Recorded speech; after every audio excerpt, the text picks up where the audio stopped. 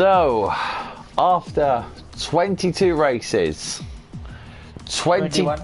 whatever, 21 races, after loads of action-packed races, after a few championship leading changes, loads of miles, loads of laps been done for, we've finally come down to this. The battle of the three. The battle of all we've been waiting for. This is our main event, GP1. The battle of three drivers about to take part to be titled the best of the best. I can't wait. This is actually unbelievable. Welcome to SFR GP1, and I can't wait to see how it all turns out. This is a battle between Laser, Chris, and Lyronix. Three of the best drivers we got today, and next season it's going to be out of water. I'd say that now. And who better to commentate with me to be in the spotlight of GP1? The proper main event is none other than SFR's main leader and owner, Mr. Sonic Hawk. Si, unbelievable. Welcome to the comms box for our main event. This is it. The best of the best are turning out. This is our final race of the season. How are you feeling? Mate, I'm feeling incredibly excited for this race. I mean, I think this is the only championship that has gone to the wire, and we've got three drivers who can actually make it. So, if this is not the best league in the division, in the entire league, I don't know what else is. But yeah, it's an absolute privilege to be here, and it's going to be a spectacle. So, we got Laser from Great Britain. We got Lyronix from Germany, and we got Chris from France. Well, I think he's from France anyway. So, this is how it stands going into GP, our final race. Who leading into this event is Chris. He's our championship leader. He's got 232 points. Lyronix is in second place with 225, and Laser is on 216, still within a shout of this championship. That's our three drivers potentially could win this championship tonight. In fourth place on his own is Rappy on 171. Then it's the Clark, who had a very good solid season. Then it's Game Boys, CPI Connor. I hope we see him next season. I hope he really does. He's been such a superstar this season. Sanchevitz in 8th. He's had a very good season. Fruitful. Jensen, Venom, Madman Tony. I love calling Madman Tony because he's such a madman. Gelato, Joey, Woolbeak, Spanias, Lost Souls, Gogs, Fire Shot Ryan, and Golden Crimson. And the Constructors Championship is all been about Mercedes. They have been unstoppable ever since the season began.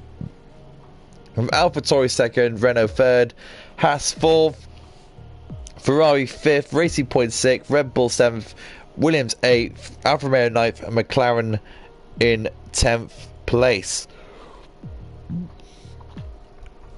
That's the standings going into this event, but the main talking point is the top three. I can't believe it, Simon. This is actually our last one of the season before we have our Christmas break. GP1 knowing GP1, so they're going to go into this race with nothing, with no holds barred, aren't they? Yeah, I think they're all the best of the drivers that you can find on PlayStation platform, and I have to say that it's quite unfortunate that some of them had to join us mid-season, and the championship contenders are the ones who have been there throughout the season. But I think it's an excellent opportunity for the championship contenders to show that they're consistent no matter who comes in or who goes out, and it's also an opportunity for the people who have joined in mid-season to show that, you know what, they're nothing less. So, in terms of the track itself, of its nature, it's been some incredible action throughout all three divisions, GP4, 3 and 2. GP1 is going to prove no exception. They are the best of the best for the reason. They are going to put such a good show on, and the title contenders tonight are going to put on such a show. If Chris falters tonight, if Chris and Lawrence falters tonight, Laser will be champion. And it's etc. etc. We can't pick a winner, Si, because it's too close to call. It's too close to call. Yeah, I mean, if you just look at the points, I think Laser is at a slight disadvantage over here because he's got the least points of the all three runners. But having said that, Laser needs a 16-point advantage over Chris, which is, I must say, considering how the guys have been over the past couple of races, pretty much difficult. Yeah. Moving over to how Lyronix and Chris are played. They've got only a 7-point deficit, if I'm not wrong.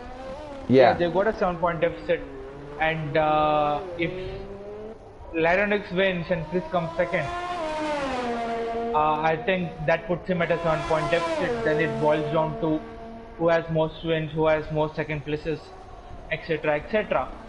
But having said that, I think it's pretty much important that the championship contenders needs to finish in the reverse order. That means Laser being at the top, followed by Lyronix and Chris, for us to have a really difficult championship to decide. But which is very difficult considering how quick other guys are. So yeah, we just have to wait and see. So Jensen's on track first, and Jensen, to be fair, he has had a bit of a bad luck season this side. He's putting some good results in, he's been here and thereabouts, but he's just been so unlucky, hasn't he? Definitely. I think at times, when it comes to strategy, I think that is where he's faltered the most. I remember the race at Belgium wherein he was pretty much stubborn to move over to a better tire when the race restarted after the safety car. Yeah. So yeah, I think having said that, I think he gets a little too optimistic with the strategies. But yeah, he's got the outright pace. There's no doubt on that. But I think he just needs to think a bit more like normal people when it comes to strategy, and that might. Man. Did he invalidate? Jensen invalidated on the final corner, which is a bit of a shame. So Laser is our first track. Laser will be our first guy. But Jensen is going for another run, which means I think he's got extra fuel for another run. Yep. So Laser is going to be our first official guy to set up a time. So this is apparent that we're looking at one of our championship contenders. I mean, you got to be impressed by that. Laser, he was from GP2 at the time, then he moved himself up into GP1. He's been absolutely sensational, hasn't he? Definitely. I think, to be honest, the current GP1 is not like the previous Prem division. We had to let go certain drivers because of administrative reasons. But having said that, Laser is still one of the top drivers in the division, and I think he's done a tremendous job with respect to being consistent across the season. So Laser coming through into the third sector. Now we'll be reading your comments very soon. I'll be reading your comments very soon, so don't you worry, I'll be reading your comments. So Laser doing his best in his Renault car. Laser, he needs like one of the best races of his life tonight, isn't he? He's got to have one of those races that's got to be on point. I think he has to be on pole to get the best chance of winning the championship. Game Boys, his teammate, goes into second place on the medium tyres. Tony goes into second. Chris is coming through into the third sector. Lyronix is on the lap as well. Where is Lyronix? He's coming through into that third sector now. Let's go to Chris, who's on his lap.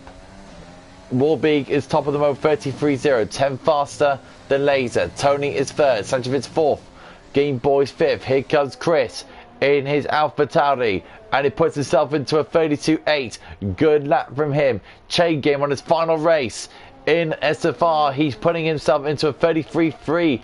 Good lap there from Robin. How about Lyronics? He's invalidated, so Lyronics might have to go again. Already, really good stuff there from the GP1 fellas. And Chain Game, wow, really good lap for him, wasn't it? Very good lap from Chain Game. Definitely. I'm actually quite disappointed that he has decided to drop mid-season due to personal reasons. Of course, we have to respect the reasons, nevertheless. But I really think had he been in the mix throughout the season, the championship would have come in a much better shape. Maybe we would have seen 4 people or 5 people fighting for the championship towards the last race. So let's go to our comments then. So Robin has actually said all title contenders are here, which pretty much is, which is a good thing. Calvin says, evening guys, cannot wait for this race. Midside, cannot wait either. And pretty much everyone here in Speed Force Racing are as well. Jensen says free for it, which is true. Calvin also says, don't know why, but just feel like Ronix will win tonight. That's a good prediction there, very good prediction. Exos team says, who is the best for you? We don't know who Exos is, but he has referred it to Tony first, so I think he's either provoking Tony or I don't know. I don't know what he's up to. True. And Exos team also said Tony can win the race for you. Maybe he can. Maybe. We just had to wait and see. Here comes Fruitful. Fruitful now in the Racing Point. IFR Fruitful did a fantastic job on Sunday, Si. Really fantastic job from him in the SFR race. That was absolutely sensational from Fruitful.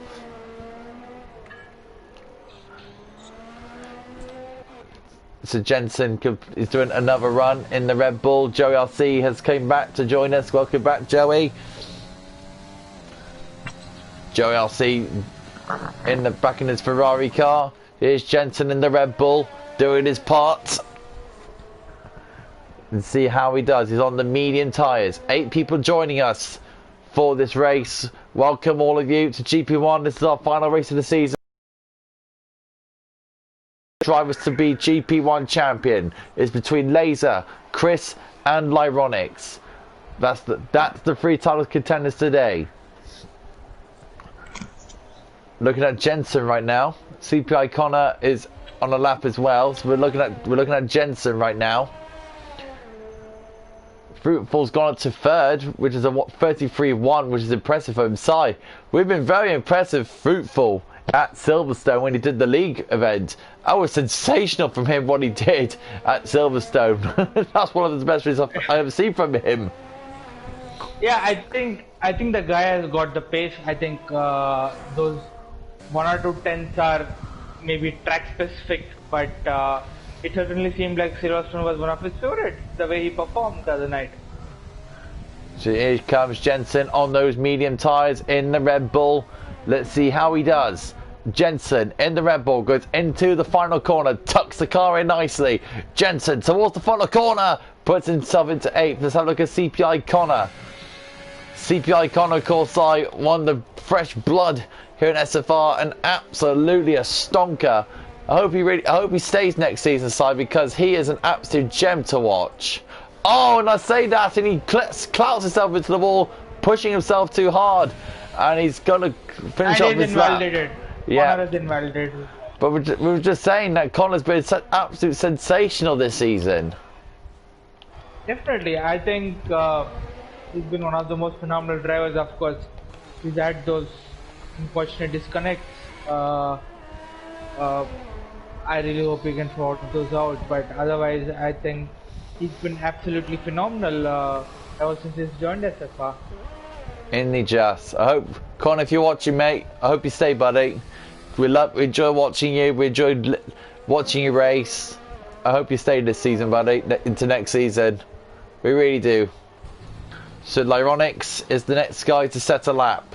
He's just doing his our lap at the moment in the Mercedes. No teammate for Lyronix today. To be fair, nor does Chris as well. Clark is not here, and Rappy's not here because Rappy's got work commitment, which we all respect. So here comes Lyronix. Lyronix, you have to admit, he's the closest guy to challenge Chris. And Yeah. like you said before, if Lyronix falters, if Chris falters, Lyronix can pounce on that, can't he? Definitely. I really don't know what went wrong mid of the season with Rappy, because at a certain point he looked like the championship contender. He was finishing races for the first half of the season. So I really don't know what went wrong with Rappy during the next half of the season. So it's a shame to not have him being in the championship contender. When Rappy falters, Lyronix is his teammate, had to pounce on him, didn't he? One mistake for another, and I have to say, like, Rappy's respected Lyronix, and he's done a very good job in the sister car. So fair play to him. Lyronix has got a bit of traffic in front of him with the Renault and the McLaren of Chain Game in front of him, so he had to be wary of that. Let's see what Lyronix can do. Into the hotel section. Careful on the power. Nicely done from him. Into the final set of corners. So the last corner is Lyronix. Let's see what the Mercedes driver can do. The Mercedes driver, Lyronix, puts himself into 6th place. Not bad from him. I could see him definitely do a lot better.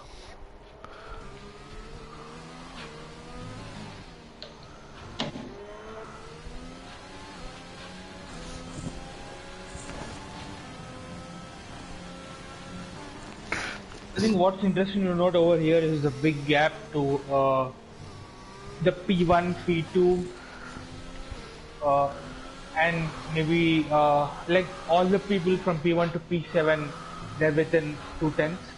Yeah, so Lays, I just missed that side. Lays has gone to 2nd, so fair play to Lays on that one. 32.759, really good lap there for Laser, doing an absolutely incredible job on his view. So really good work there for Laser. Let's have a look at Connor again, because Connor, actually let's go to Joey, because Joey's on the lap.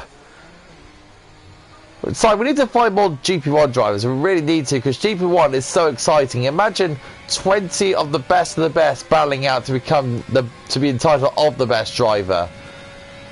That's the challenge, mate, because these guys, they're so much into competition, and they've got so much competitive spirit that sometimes they just can't take it when they have to lose.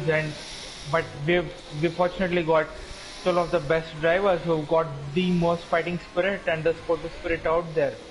I know there are more drivers out there who can challenge these guys.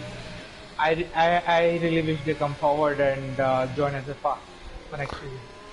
Of course, we've got our GP2 champion, Needham Crombie, is going to be coming up to GP1. It's a good decision by him, because he wants to be pushed more. Since he's won the championship, we all respect his decision to come up to the big dogs. So Needham Crombie, he's got to be in for it, isn't he? I might have to hold on those thoughts, because it's not official yet, although I know whatever he has said is over the comms, but it's still not official yet, so we might have to hold our horses on that. Oh, fair enough. So CPI Connor is starting his lap once again in this Ferrari. Let's go on board with him throughout the lap. So he's going through turn 3, flat out right-hander, cuts half the car through, making most of the track now towards turn 4 and 5. Cuts the first part, clips the second part. Now into turn 6 is hairpin. Good entry speed. X is in. Lovely corner entry. On the exit, rise the curb. Now he's a very good exit down this DRS straight. Reaching a top speed nearly 200 miles an hour. Nearly 205 miles an hour before he reaches the braking zone of another hairpin. Nicely done. Clips the exit in. Then to his right-hander, and it's invalidated. Oh, Connor, man. I think he cut that corner a bit too much. Of course, if you cut that corner in the right way, you gain the most amount of time. But I think he got a bit too optimistic over there and cut the corner a bit too much. They are taking the esports line, aren't they? Which is the faster line.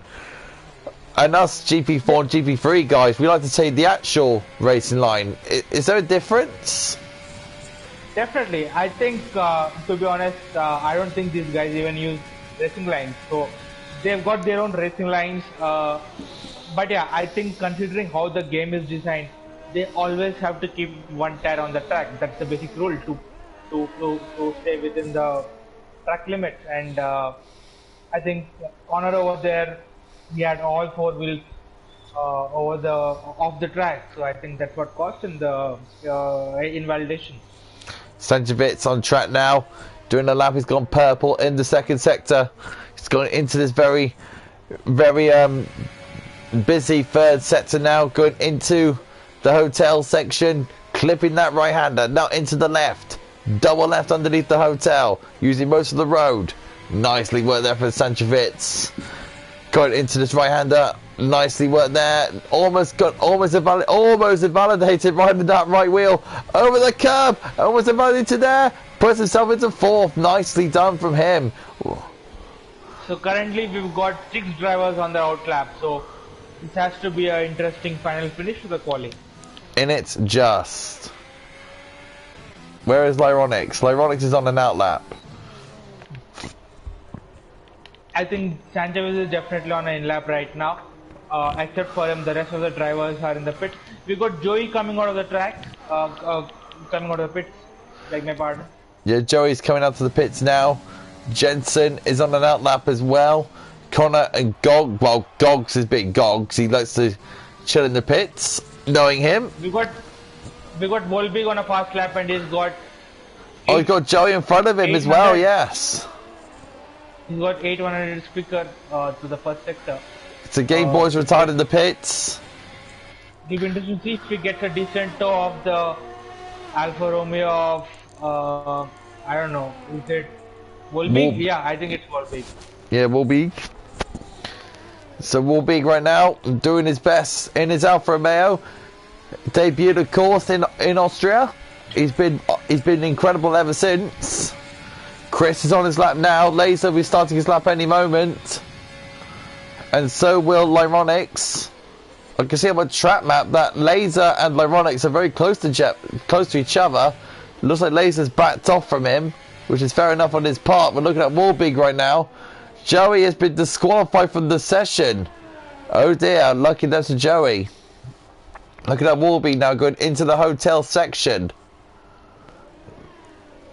This Alfa Romeo driver doing all he can to get his Alfa car within the top 2, which is in the 32.7s at the moment.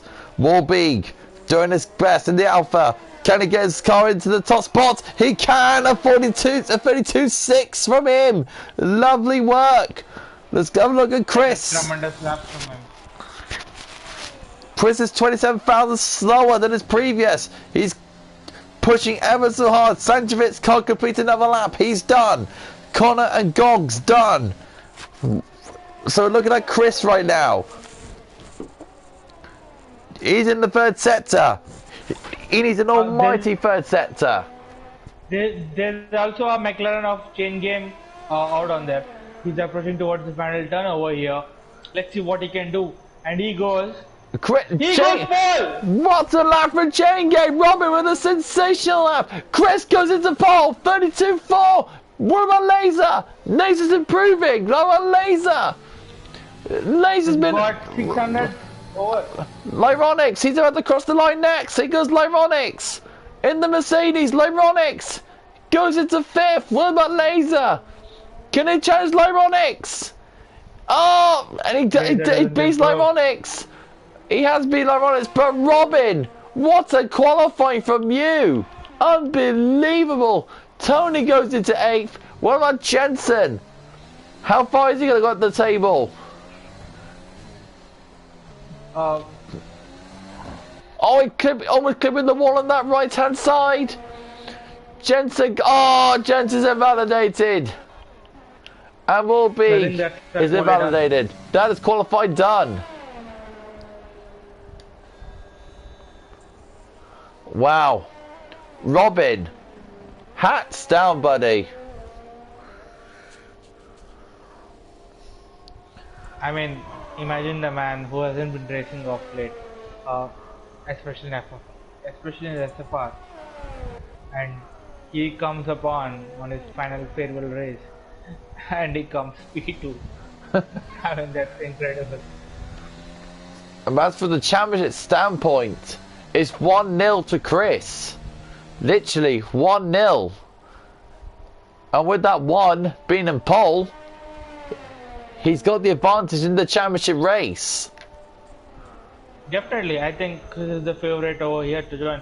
Let's not forget that he's connecting from a beach house, because he's apparently on a vacation. But yeah, kudos to him for making it happen to join the final championship deciding race. But I just hope that he doesn't have any connection issues throughout the race and he can do it well. So yeah, I'll let you run through the final quali standings. Right, the final qualifying has ended. This is our final 13. Chris on pole. Advantage him in the race. Chaingate, Robin, what a qualifying second. Warbeek third. Blazer fourth. Lyronics fifth. Sanjovic sixth. Fruitful seventh. Tony in eighth. Jensen ninth. Game Boys in 10th. With CPA Connor 11th. Gogs in 12th. And Joey RC is in 13th place. Si, your predictions for the final race of the GP1 season. Good luck predicting this. Mate, it's going to be a hard one. Trust me. Because we'll see drivers going on the 2 stops. We'll see drivers going on the 1 stop. To be fair, I think the drivers on the 1 stop would be at a very good advantage over here, considering if there's no safety car.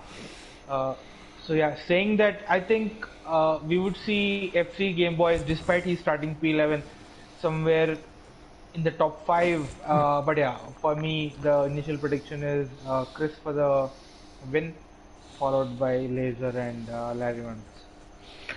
So let's see how all these 13 drivers will do today.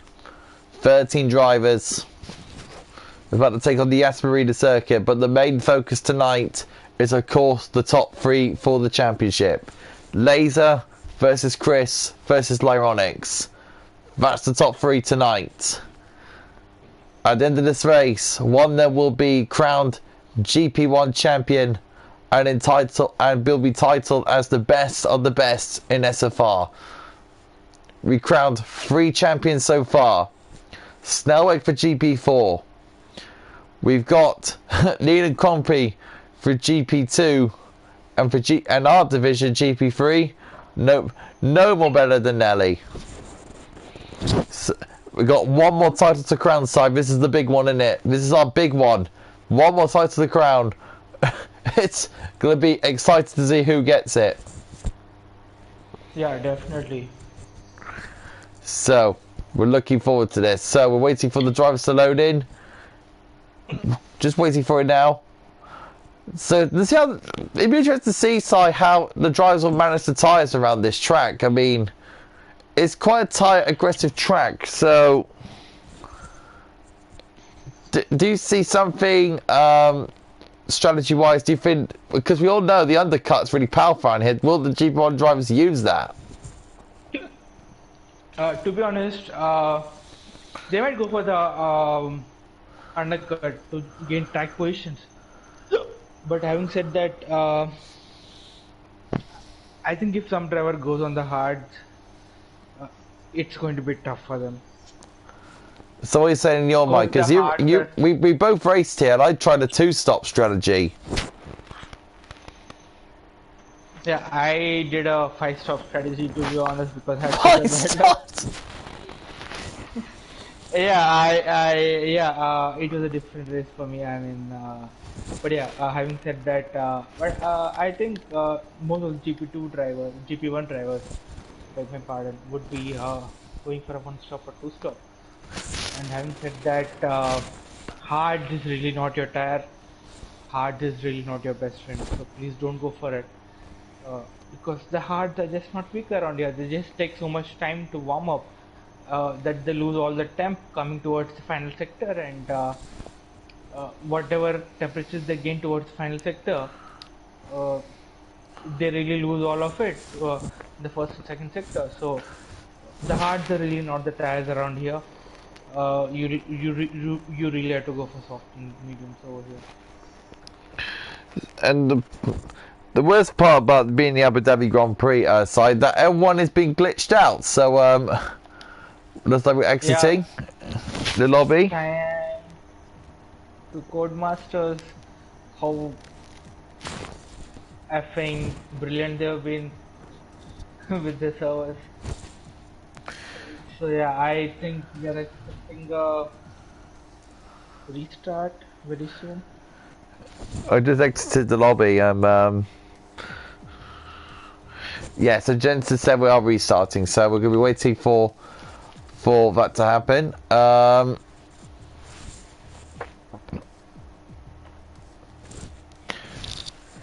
So let's talk about SFR General Sai while we wait to come back in. For your first season as a main person, season 7, my goodness, what an exceptional year of racing that we had here. Unbelievable amount of racing that we had.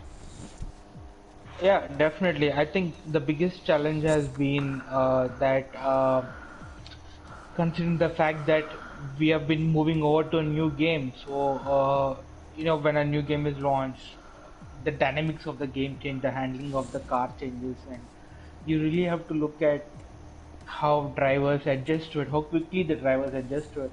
There's certain drivers who adjust to it quickly, there are certain who adjust to it over a period of time, and for us especially the toughest challenge was to get the divisions right. And yeah, I think we got them 90-95% right. You can never get them 100% right, trust me, no matter how much of a skill you are, because middle of the season if some driver switches from controller to a wheel, they might lose pace, but in other cases they might gain pace. So yeah, for us the challenge was to get the divisions right, and I think we've done a decent job in getting the divisions right for season 7. And for season 8, of course, next season will be January the 11th. That's when we get going again. For yourself as a driver, Si, what do you think you can improve into next season? To be honest, I was quite surprised at where I found myself at the very first track of the season. So yeah, I was running P2. I did a P2 in quali, and I was good at how I was placed with respect to other drivers, and that kind of brought me a mental race, because I'm never used to being at that top in a race. So definitely, I think it's just not for me, but a lot of other drivers at the initial first couple of races when other drivers were adjusting to the game, some might have adjusted weaker, and they might have found themselves at the top. But gradually, as the season progressed, we've seen drivers who are at the back end developing quickly. So yeah, for me personally, it has been the best season to date. This is my third year in league racing, and it has been my best season so far. I was targeting the top third in the championship. Unfortunately, that couldn't happen considering the kind of competition we have in GP4. But yeah, definitely next season I'll be targeting that. Championship would be too optimistic, but yeah, top 3 in the championship, I would definitely aim for it. And as for GP4 standpoint as well, Si, we saw loads of drivers improving. We had Energy Dan improving. We had Hooky improving. We had even Shadow, he's improving as well. I mean, there's loads of guys in GP4 right now, Si. They're just improving so much, aren't they? Definitely. I think one of my picks of the season in GP4 in terms of improvement have been Shadow and Calvin. I think Calvin has improved. I think Calvin has leapfrogged all of us GP4 drivers when it comes to the last 3-4 races.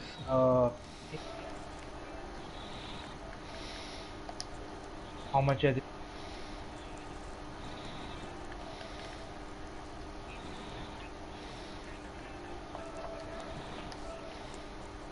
what the results are, and I think it really speaks for himself.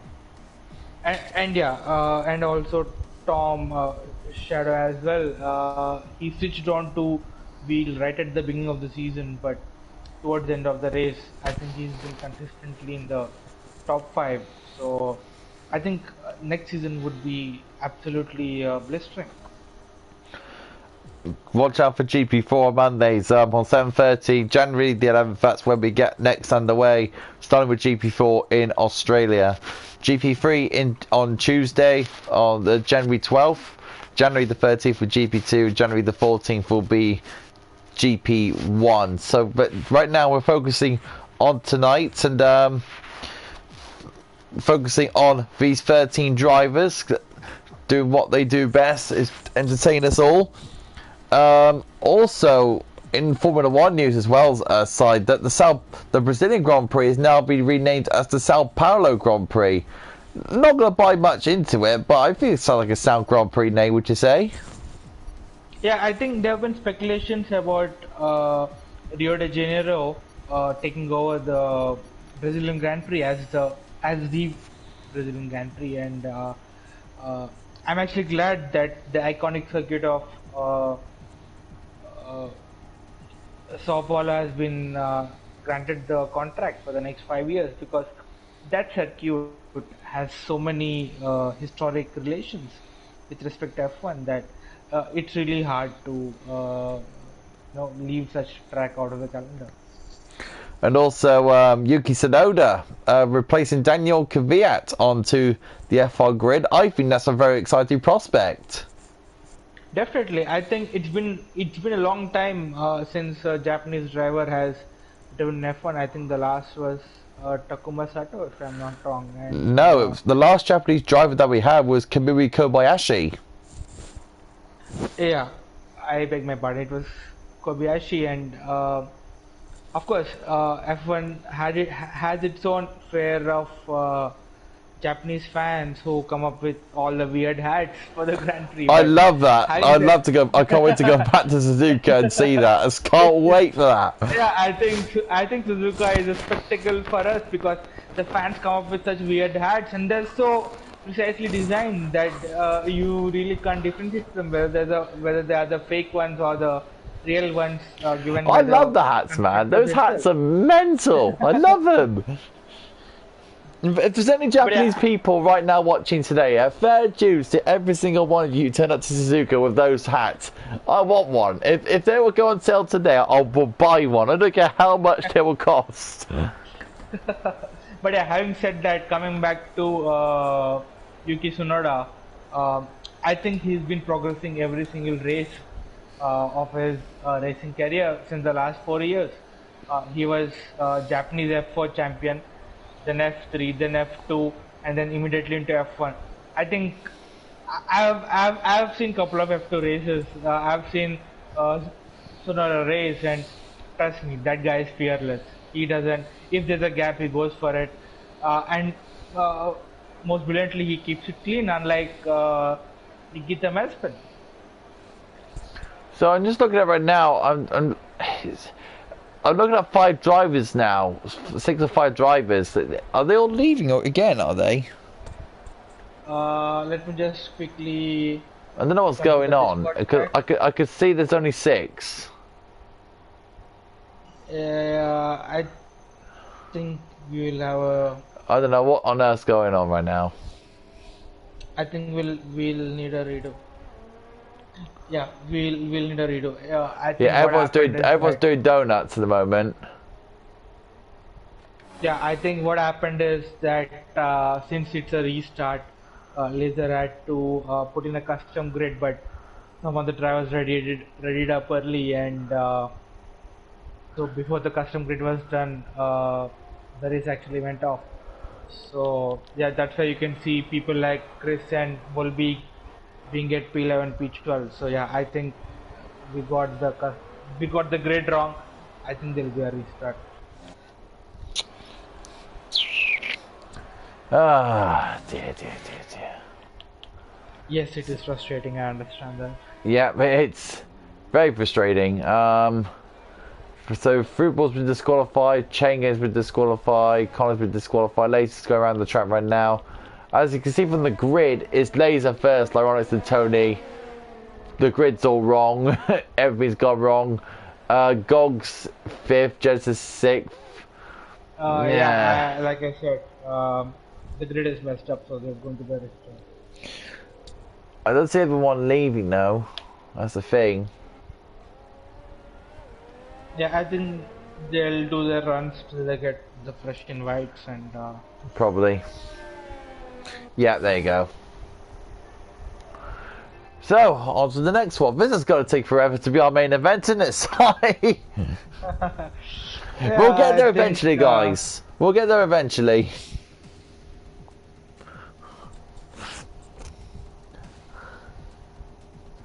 Ah, dear.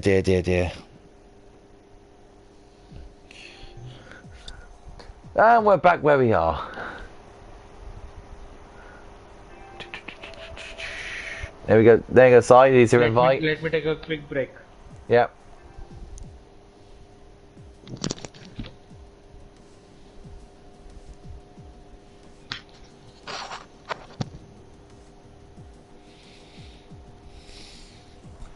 So while Si is gone, so how you go? While we're waiting, how are you all lot feeling for the race today? Whenever it gets started, Calvin and Robin, Jensen, all of you in the chat, how you all feeling going in today's race? Like to know.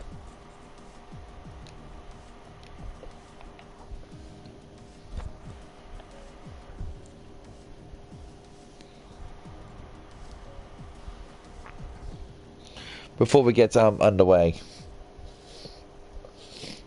So, of course, GP1's been a fantastic season. It's been loads of good action, or loads of great racing. We couldn't ask for any better for racing-wise. Our first season on F1 2020. Even there's been loads of glitches and phantom flags and that.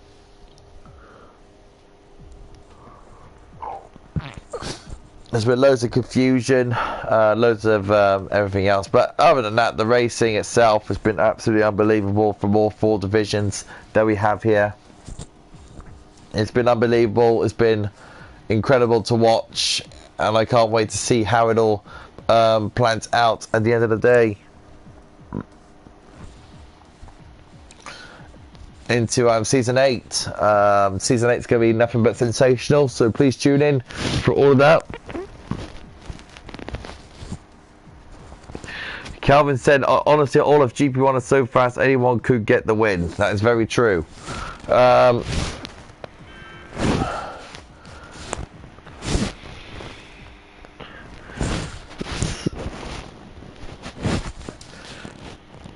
like to hear one of the GP1 drivers before the race gets underway. I'd like to hear from Jensen. Yeah, what's up, Si? I think there's been another glitch because I got another invite. You got plenty, Si. You got a few.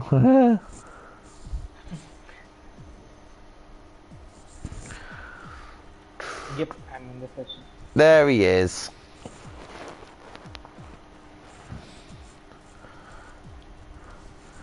Okay, now we're just waiting for the custom grid to be done.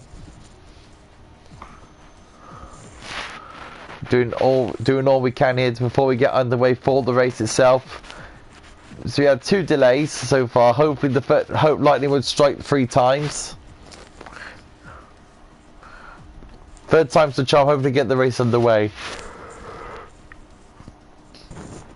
My goodness, I'm actually yawning on stream. That's very bad of me. Yeah, I need it. Would you like to get a quick coffee? You know what? I actually forgot to make a cappuccino before before I actually go on stream. That was a bit of a mistake from my part. Captain is one of my favorites, mate. Hey? Yeah. I think you and me share a lot in common. We are both Manchester United fans. Now we've got this cappuccino thing going on.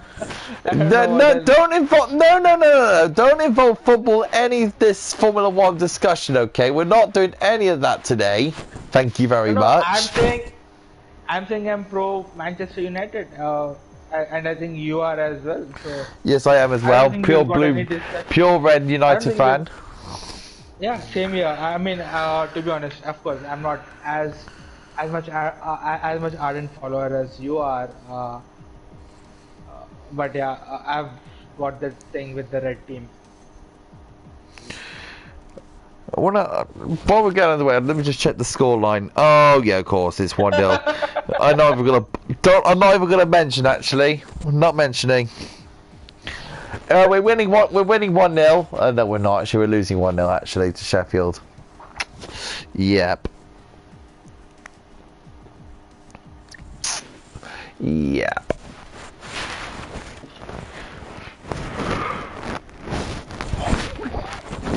Don't worry. It's just us being Manchester United. It's just us.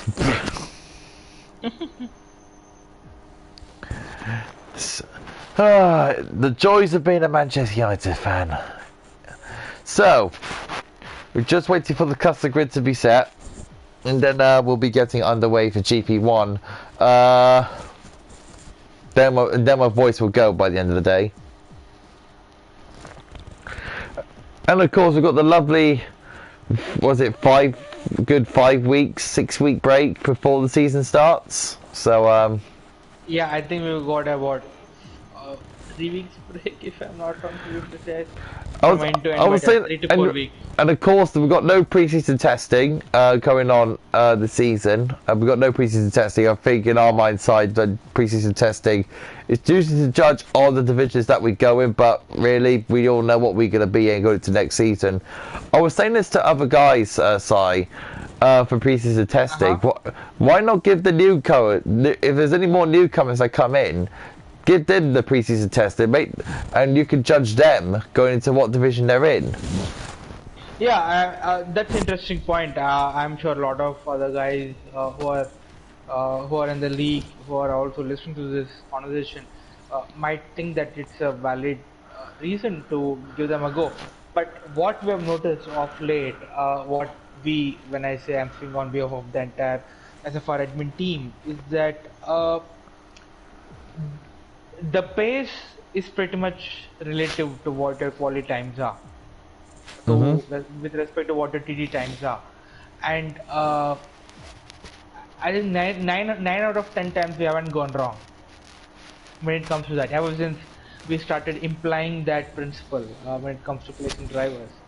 So yes, there's always that 5 to 10% of probability wherein a person might be in the wrong league, be it a faster driver in a slower league or a slower driver in the fast league. But otherwise, we get it 90-95% right, and we really didn't feel that spending the time of 80 odd drivers over a course of a week or two on this thing and judging them based on that was really worth it, because we've got a clear idea right now, because they all spent a season on the same game.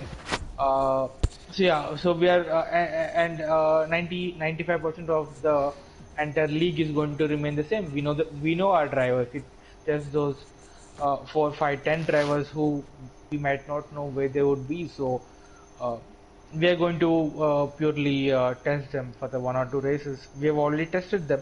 I'm not saying that we didn't play with them on the track. We already tested them, and based on that, we are going to place them in the leagues. I really don't want to waste time of all the other 80 drivers out there who we know where they're placed.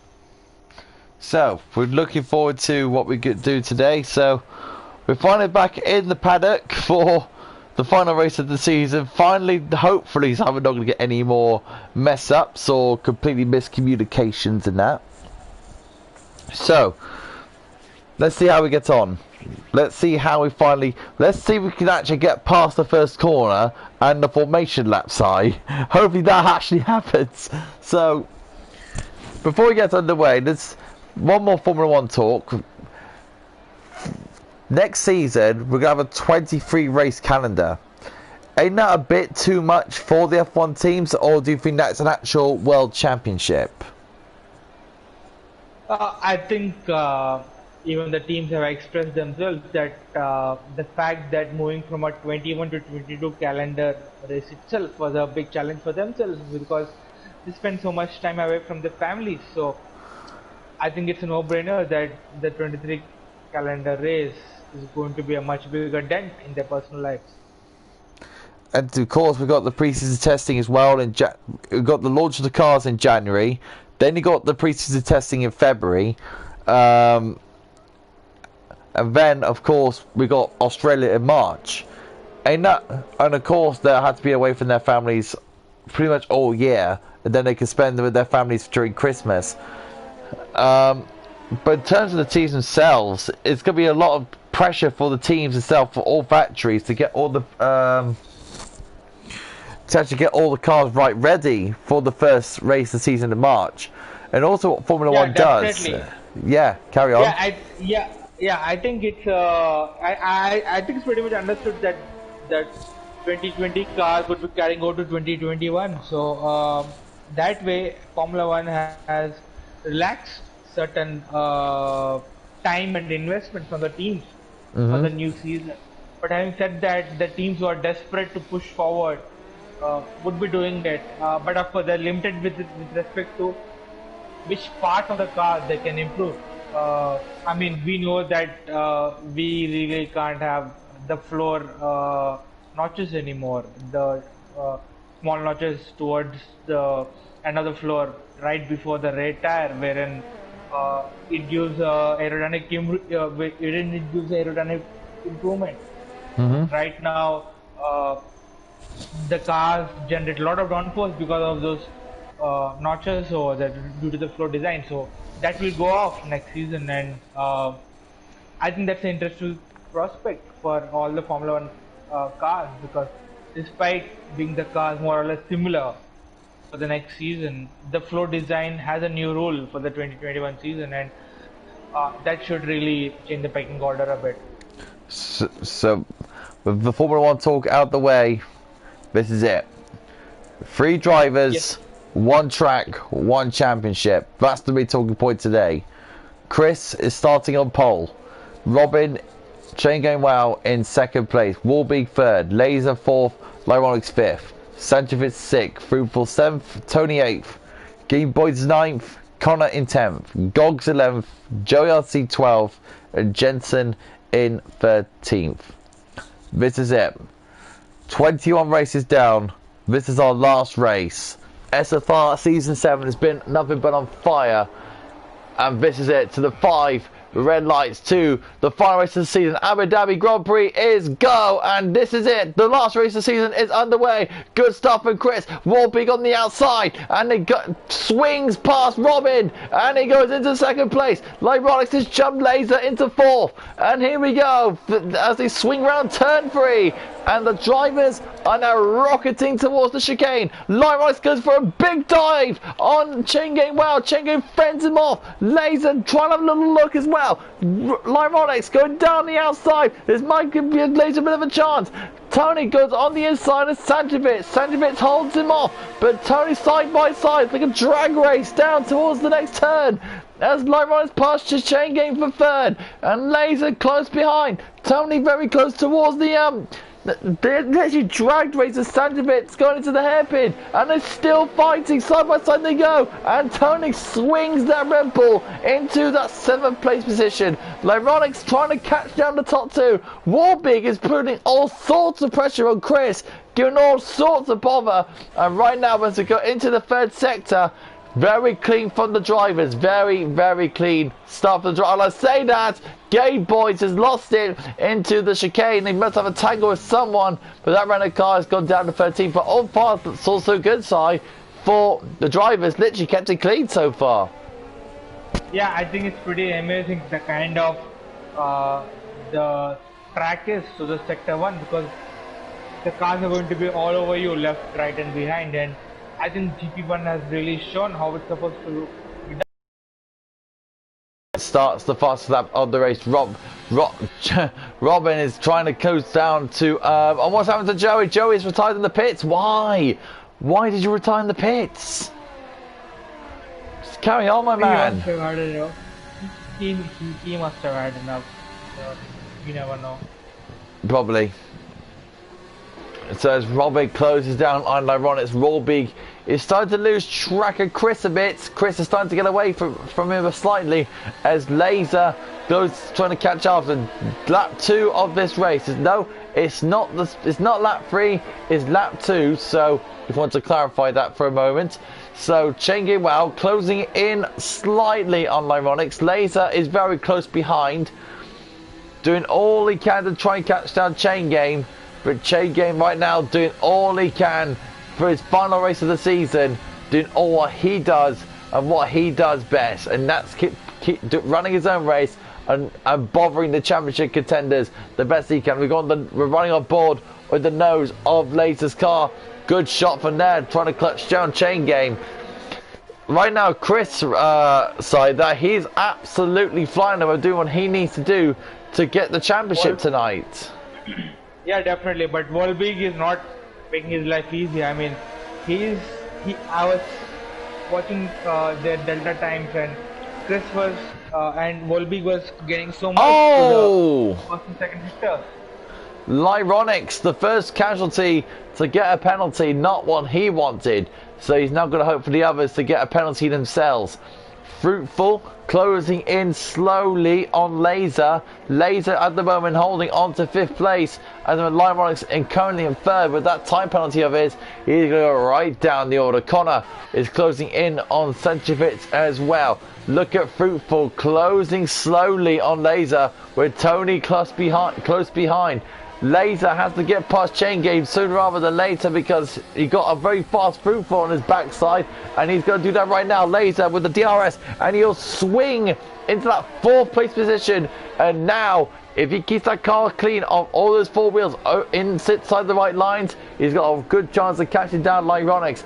Chris pulling away the moment, away from Warby, and Warby has got no answer for the AlphaTauri of Chris, as CPI Connor on those medium tyres is into 8th place. So good running there for Connor. Connor could be a factor today, Si.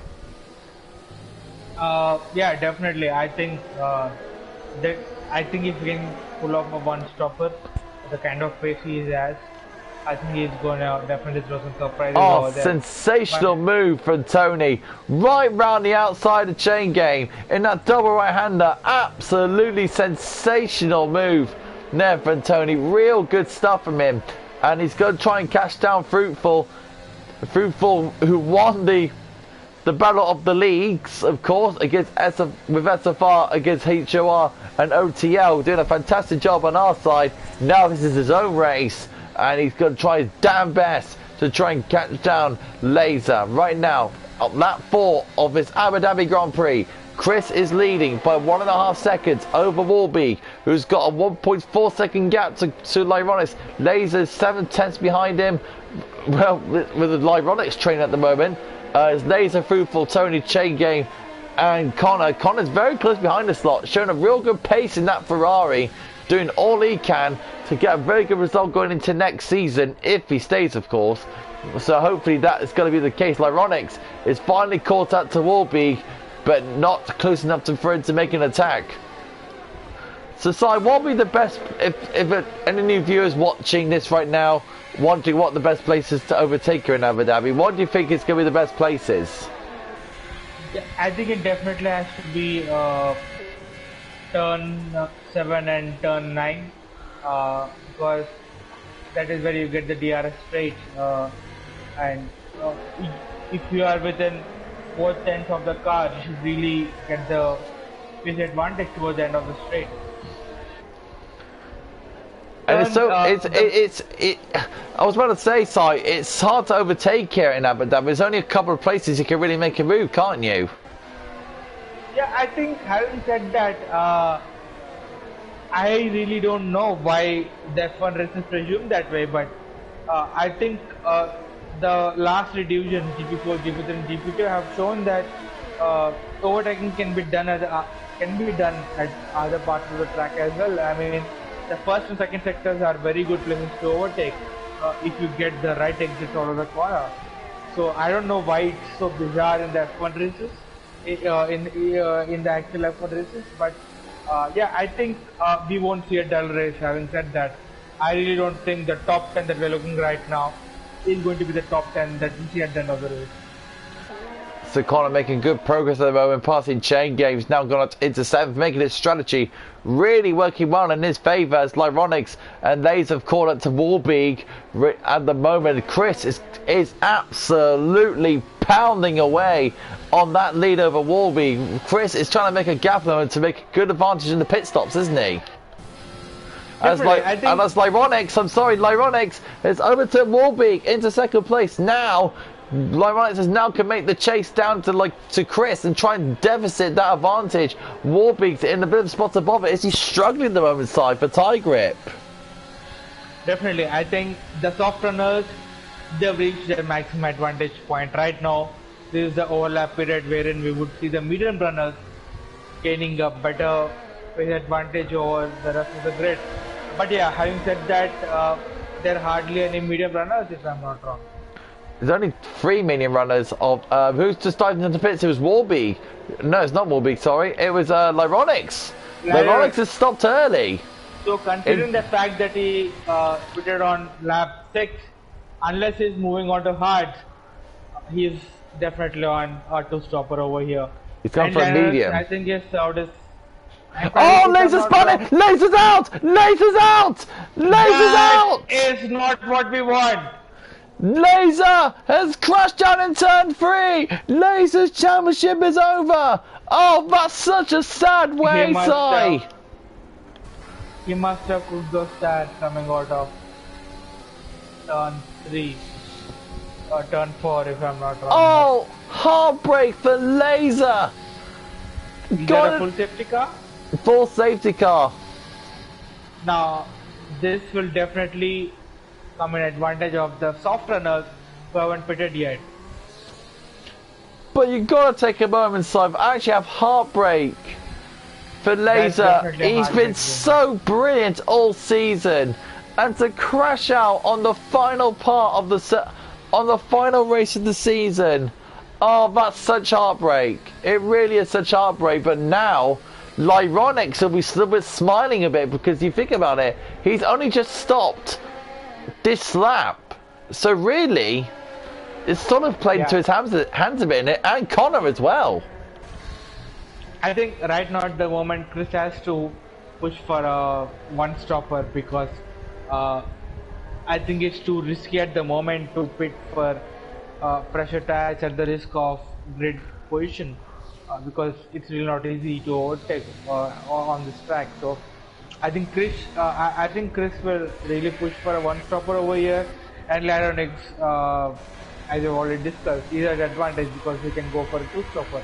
So Connor's pitting as well, so Tony's staying out, which I think he's taking advice of literally going for a one-stopper. He's got to push on. Chris has got, and Jens is doing the same thing. So Red Bull are going for a push-on strategy. Like you said, so I think it's a little bit wise, isn't it? Save your tires and go to a medium.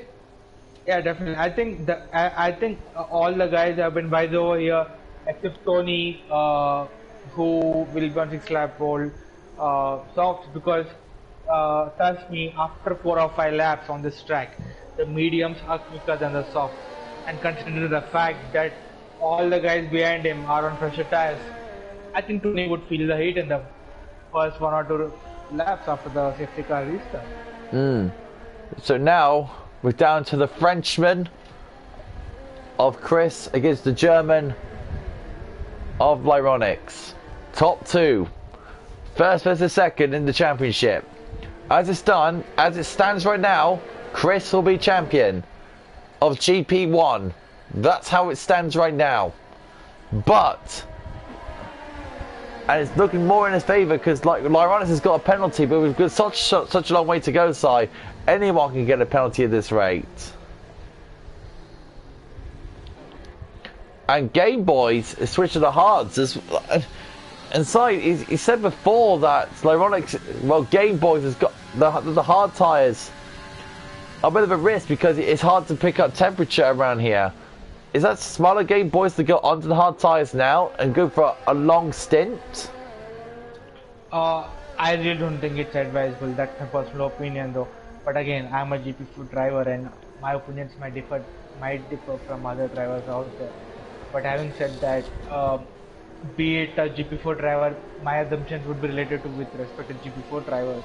And considering the fact that all his other division mates are on a faster tire, I really don't think hards would do him any favor.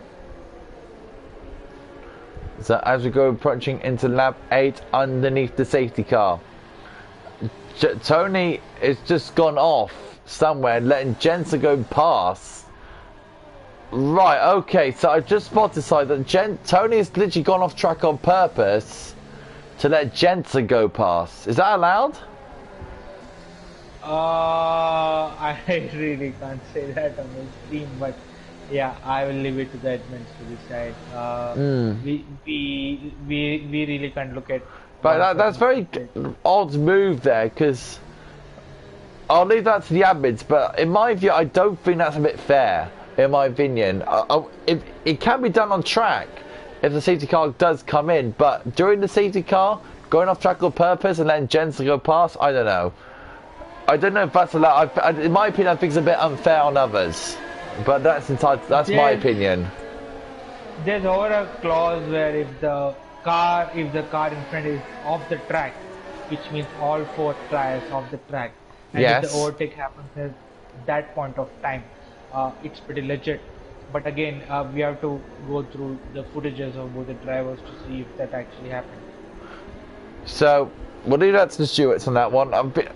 It's a little bit controversial, I'm saying the least, but we'll leave that to the admins. So right now we're going to concentrate on this. So Jensen now leads ahead of Tony, ahead of Chris, ahead of Lyronix and Warbeek.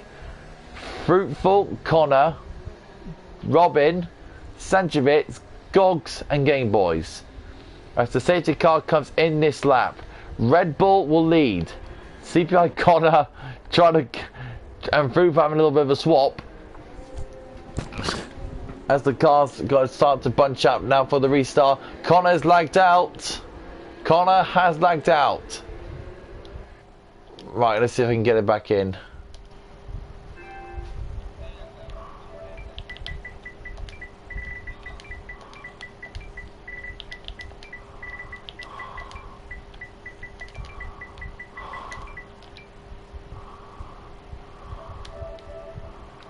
Right, invited Connor.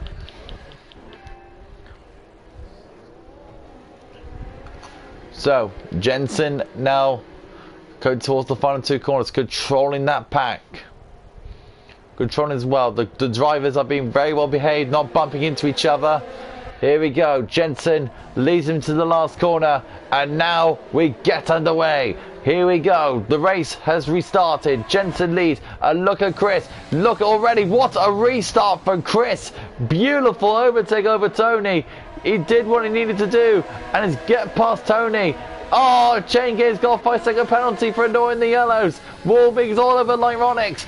Can Warbeek in the Alfa Romeo take down Chris? Lyronix, no. He's not gonna, he's going to stay there for now. Look at these drives, they're really pushing. Look at Chris. Look, oh, Warbeek smacks into the back of Lyronix as Lyronix trying to chase down Tony. Chris for the lead. Alfa Romeo off the track. Is that fruitful? Let's have a look. It's Warbeek. Warbeek has gone off the circuit. He's going very slowly. Warbeek is going very slowly. He's got damage to his wing. CPI Connor has rejoined us, thankfully. And look at Lyronix all over the back of Madman Tony. Side by side going into the next turn. No DRS, this is pure power from the Merc. But Tony is going to will have the advantage taking the inside of the corner, because it's so important to take the inside of that corner, because you're going to dominate it for the rest of the sector 3. So here we go. Lyronix catching down Jensen. He's going to try and catch down Chris afterwards. This is so beneficial if Lyronix can get past Jensen. Van hoping, I mean literally hoping so that Chris gets a penalty himself. So then we can have a good one-on-one fight for this championship. I think right now Tony is at the biggest advantage. Is at the biggest disadvantage over here, considering the fact that he is on 9 lap also compared to others who are on pressure medium. As Fruitful goes down the inside of Tony. Yeah, Fruitful's falling like a stone at the moment. As Warwick retires. So, we've got drive now. Chain Game is next to take down Tony. And look at this down the outside is Sanjovic. Yeah, I was about to say. I just saw a bit of wheel. That was a Haskar. Sanjovic. Tussle right now as we speak. Sanjovic is getting a slight slipstream over the Red Bull of Tony. And Lyronix has gone past Jensen into second. Now the chase begins for Lyronix to take down Chris. And Chris to getting a penalty will be beneficiary for Lyronix right now. As Fruitful is trying to take down the Red Bull of Jensen. Sanjovic and Tony still squabbling. And Sanjovic takes the place away from Tony. As Tony trying to catch down the car of Sanjovic. But Sanjovic holds the place. And that is the place sealed and done. Fruitful on the back of Jensen. This is looking snaky behind that Red Bull. As Lyronix starts to give the chase down on Chris. Right now it's 2.2 seconds ahead. Is Chris ahead of Lyronix? So what's Lyronix need to do? Is he going to wait it out and wait for Chris to get a penalty? Or is he going to try and catch him and try and pressure him into a mistake? I think the championship attitude would obviously be to chase Chris and put him and force him into a penalty. Having said that, Tony is going to really fall down the pecking order right now because he really made a bad choice when the safety car came out. He should have really moved on to the softs or a fresher mediums, whatever suited his strategy. But yeah, I think we would see Tony falling down the grid soon. So looking at as we speak, Fruitful. we've got Chain Game coming out of the pits now. Chain Game's coming in for a new fresh pair of soft tyres as Fruitful swings into third place. Right now, let's have a look at the penalties. So right now, we got Lyronix and Fruitful on 3-second penalties each, and Sanjovic on 8-second worth of penalties. So that's the penalty update at the moment, as we got the Red Bulls literally falling like a stone at the moment, as Sanjovic is now starting to close in on Jensen. Jensen trying to make another attack on Fruitful. Doing this damn best game, boys, is closing it on a 10-lap old soft-tired runner of Tony at the moment. So right now these drivers are now finally starting settling into their race SI. So this is a bit, you could say, this is sort of a quiet part of the race. Yeah, I think this might be the quiet part of the race at the moment, but I think we would see the exciting part coming up soon, considering the fact that drivers like Tony and Gogs might be on the one-stopper. You know what, ignore Gogs, but I think Tony is definitely on a one-stopper over here because he's been stretching 11 laps on the soft, which is goddamn incredible. Oh, great move from Connor. Great move from Connor. Before turn 3, through turn 2, gets down the inside of Game Boys.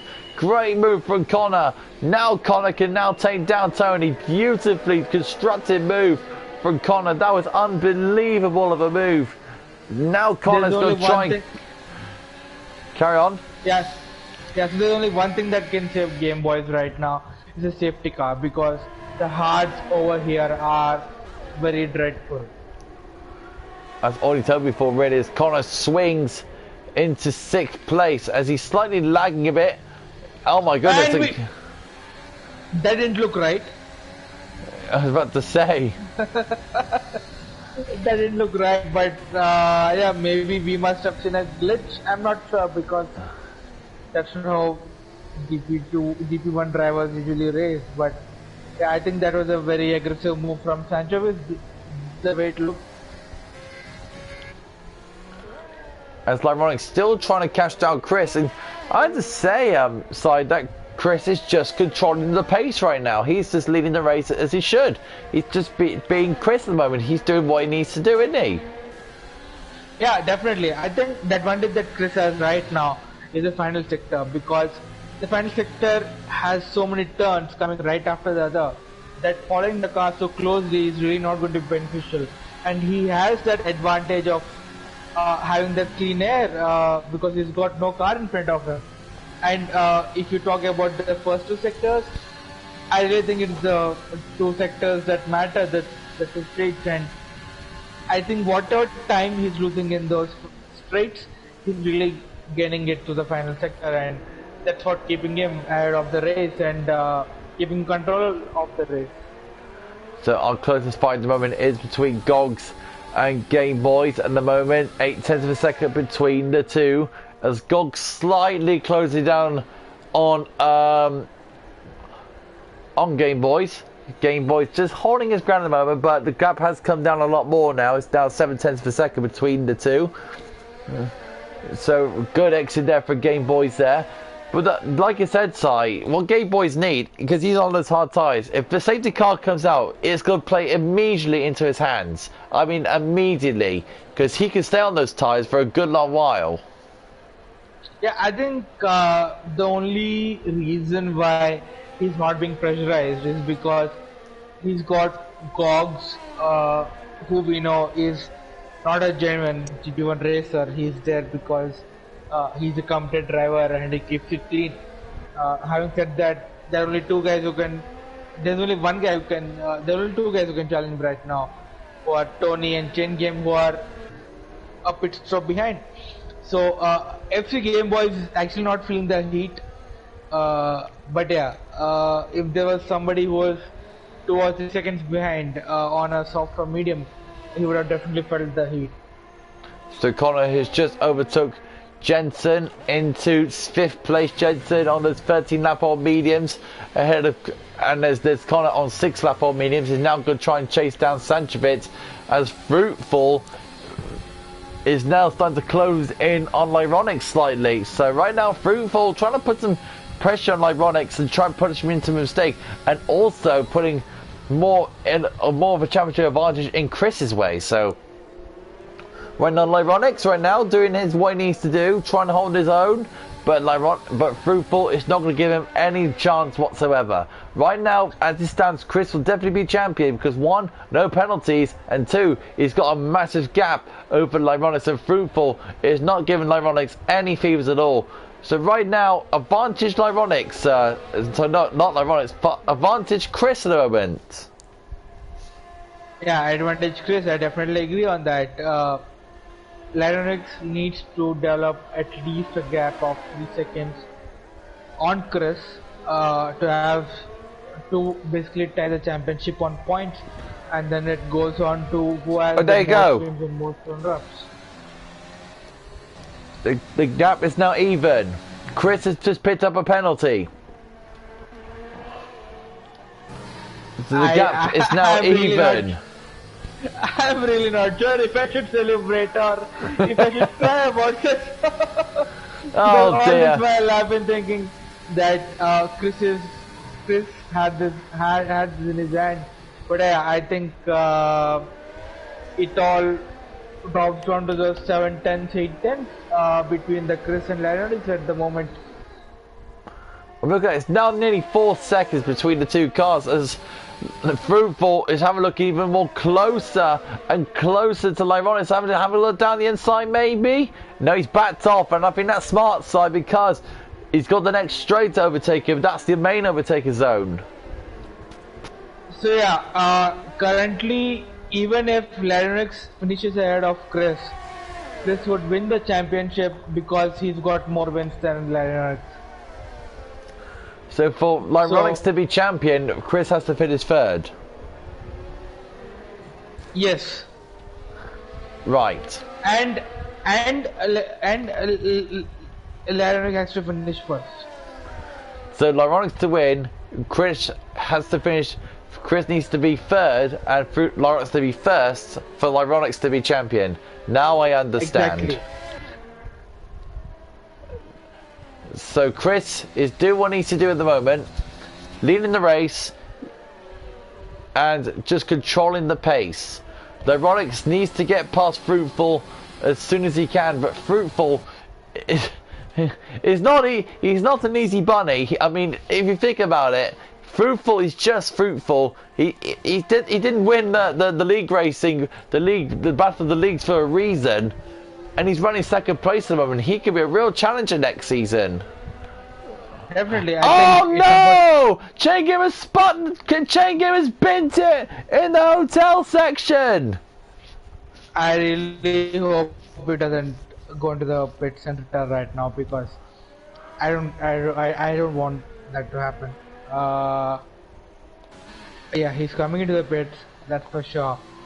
So Chain Game is coming in.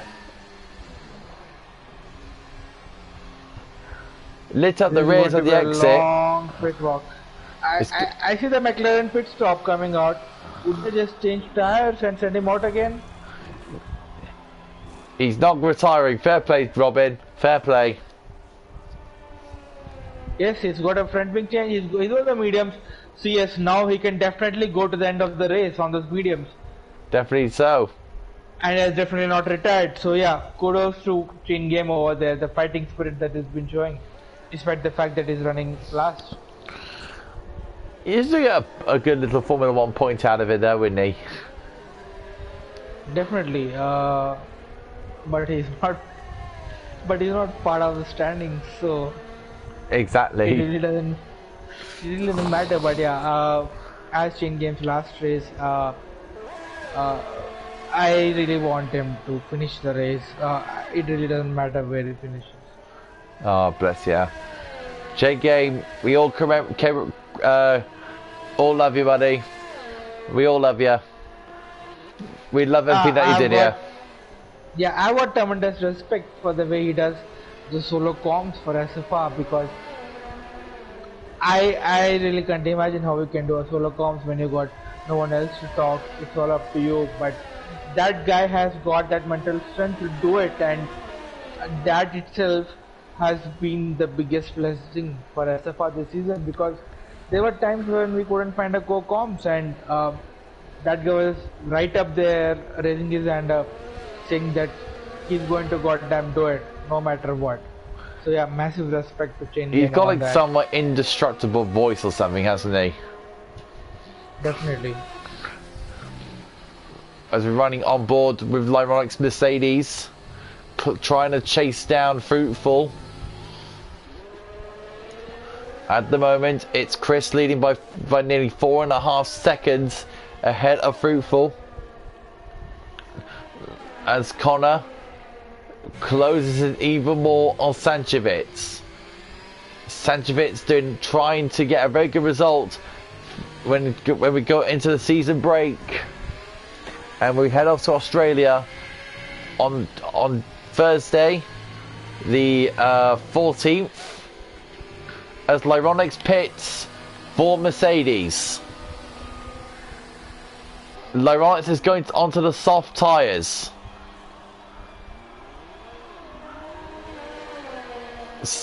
So Lyronix has gone to the softs. He's going to try and pretty much undercut Fruitful, or overcut Fruitful, actually. Sorry.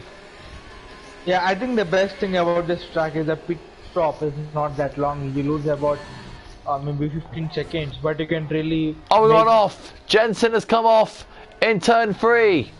Jensen's come off in turn 3. And he's got no front wing. So got a safety car. We got a safety car. Safety car is out. Oh my god. And Lyronix just pitted. This might be betting Lyronix's heart. Lyronix just had a blessing. That's what he just had. I think it's Chris who has a blessing rather than Lyronix. Oh, true, because they're all going to go around the safety car delta time as well. Yeah, I think it's Chris who, if he pits, he would come ahead of Lyronix over here. What about Game Boys? Because he's on those hard tyres, and like we said, Ty, he's on those hard tyres. I mean, he can go to the end, but The bad news He is the going to others will. definitely pit. He's gonna get swamped by the soft tire runners. Yes. If he doesn't pit now, I think he is going to put himself in big trouble. As Chris pits now, Fruitful pits now, Sanjovic pits, Connor is pitting. Game Boys has to stop, surely. There's just no Chris choice. goes on the soft. Fruitful. Oh no, I thought Fruitful jumped him. Fruitful's got mediums. Now I'm not too sure if that's a wise strategy around here, considering that there are only 8 laps left.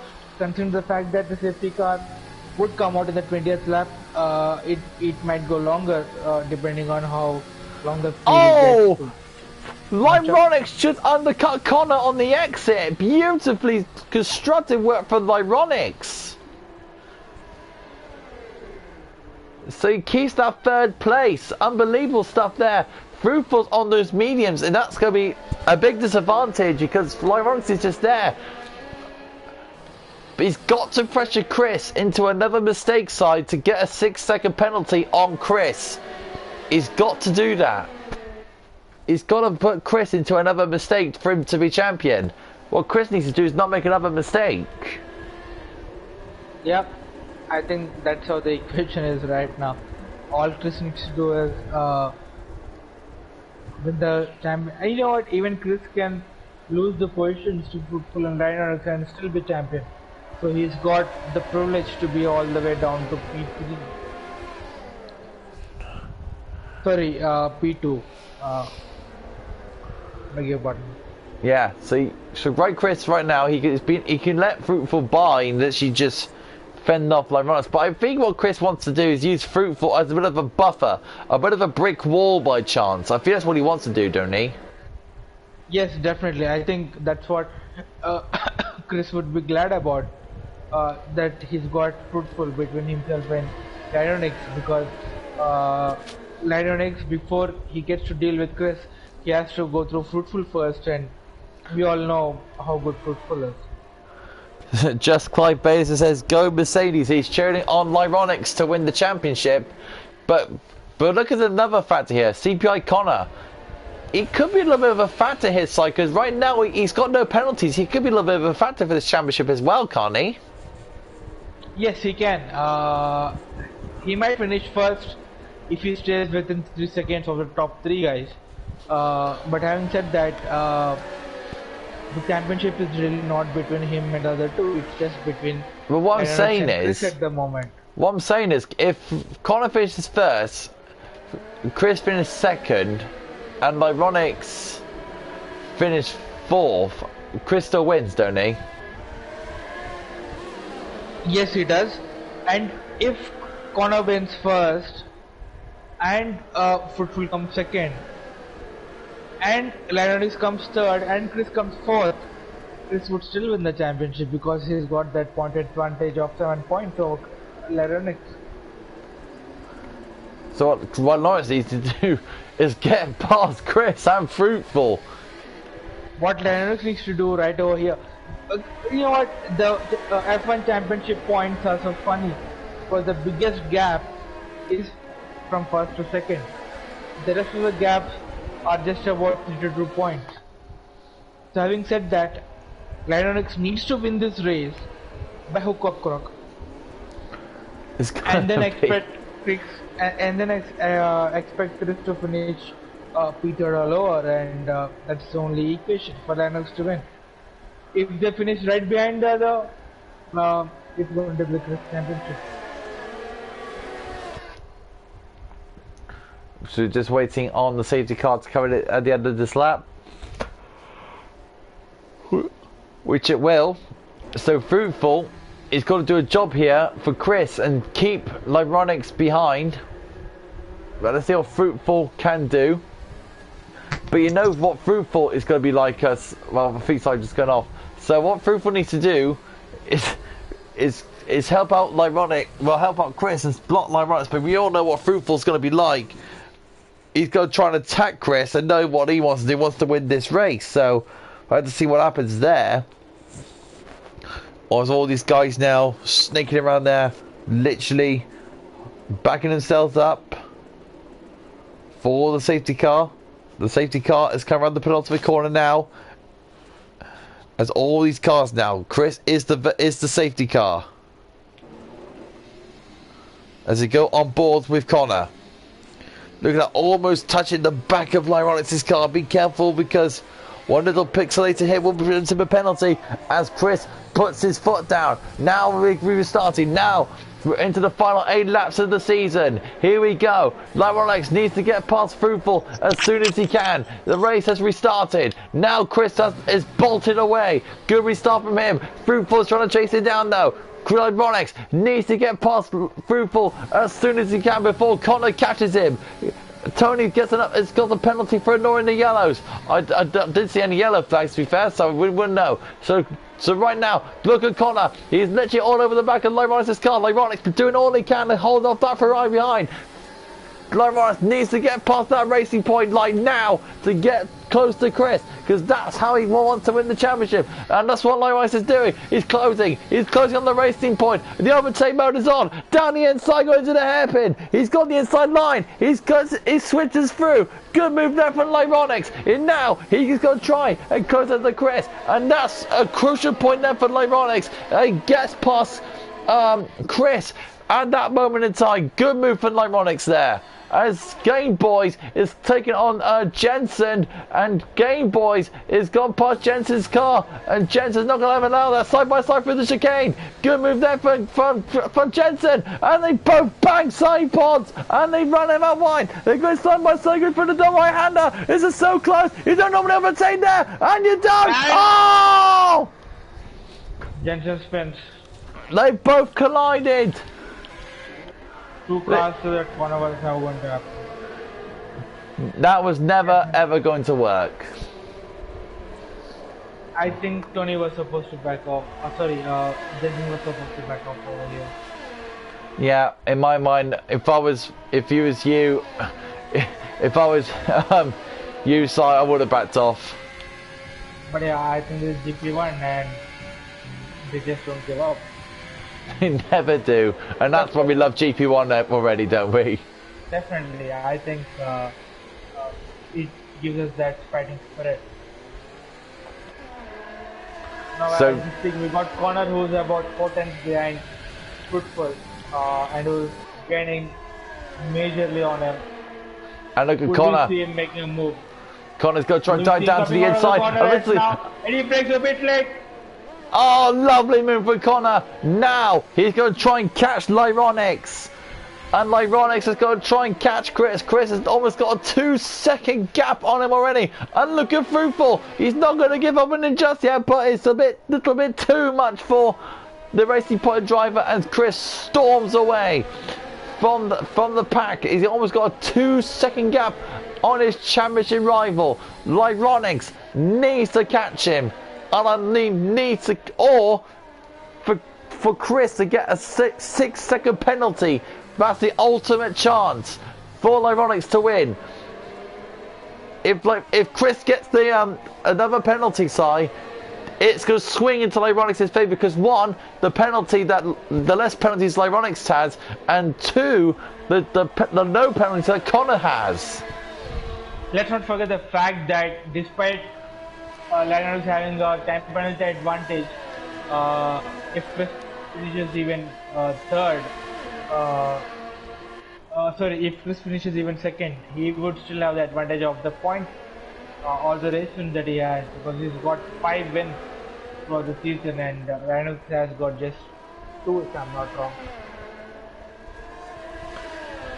And Connor is going to try and catch Lyronix.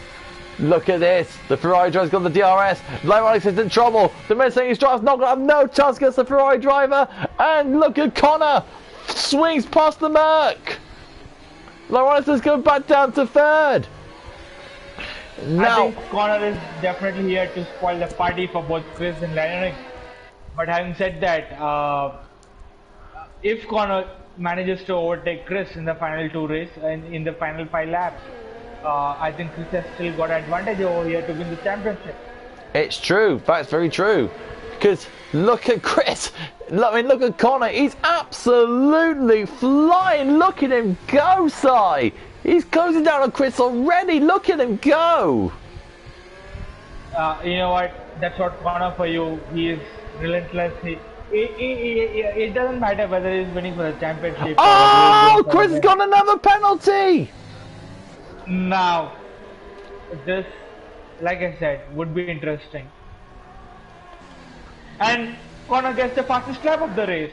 Connor is absolutely storming in that fry. Chris is going in all sorts of bother because one, that's CPI Connor, and two, that's a stonky red Ferrari, and three, Lyronix is just there behind him waiting to pounce. So, but look at Fruitful.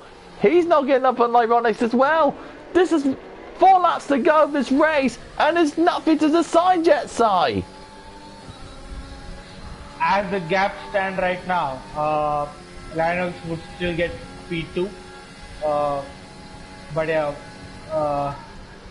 4 laps to go, it's really exhilarating. So for Lyronix to win, Connor needs to get a penalty. Well, that's easier said than done, isn't it? Oh well. Well, 2 penalties in fact. we never really wish for a driver to get penalty, but yeah, for the sake of the championship, yes, we do wish that Connor gets a penalty. But yeah, considering the kind of run he is on, I really think it's highly unlikely for him to get a penalty because Fruitful gets another. Right. So we've got the penalty update. So yes, Chris gets 6 seconds. Connor's got absolutely zilch. Lyronix gets he's got 3. Guys, yeah, carry on. As we speak, Chris finishes P2 and Lyronix finishes P3 because Chris still has that 3-second advantage over Lyronix. So it's still advantage Chris at the moment. Lyronix, even if he cuts that gap to under 3 seconds, Chris would still win the championship because he's got more wins than Lyronix. And look at Fruitful. 3 laps to go. Lyronix is still holding on. Only just. It's been a sensational season, and Fruitful is looking at Lyronix's Mercedes. He's waiting for the second straight for him to overtake Lyronix. Would we see a overtake over here by Fruitful? Fruitful and Lyronix now towards the back straight. Fruitful's got the DRS and the overtake mode on. Lyronix swings into third. Lyronix has got no answer for it. He has to concede. Lyronix had to concede for that run. He had no answer for that. And Connor is now 1.8 seconds behind Chris. And look at Tony. He's closing slowly on Game Boy. 0.3 of a second behind him as well.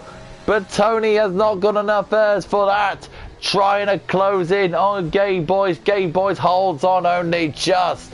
Game Boy swings through the 2 left-handers underneath the hotel section as Tony closing slowly on Game Boys. Game Boys doing all they can. We've got a yellow flag. That's Chain Game. Chain Game spun again in the same area that he crashed the first time. So Chain Game with no. Has he got front wing damage? Yeah, yeah. It's got on the right. Yes, he has lost right end plate.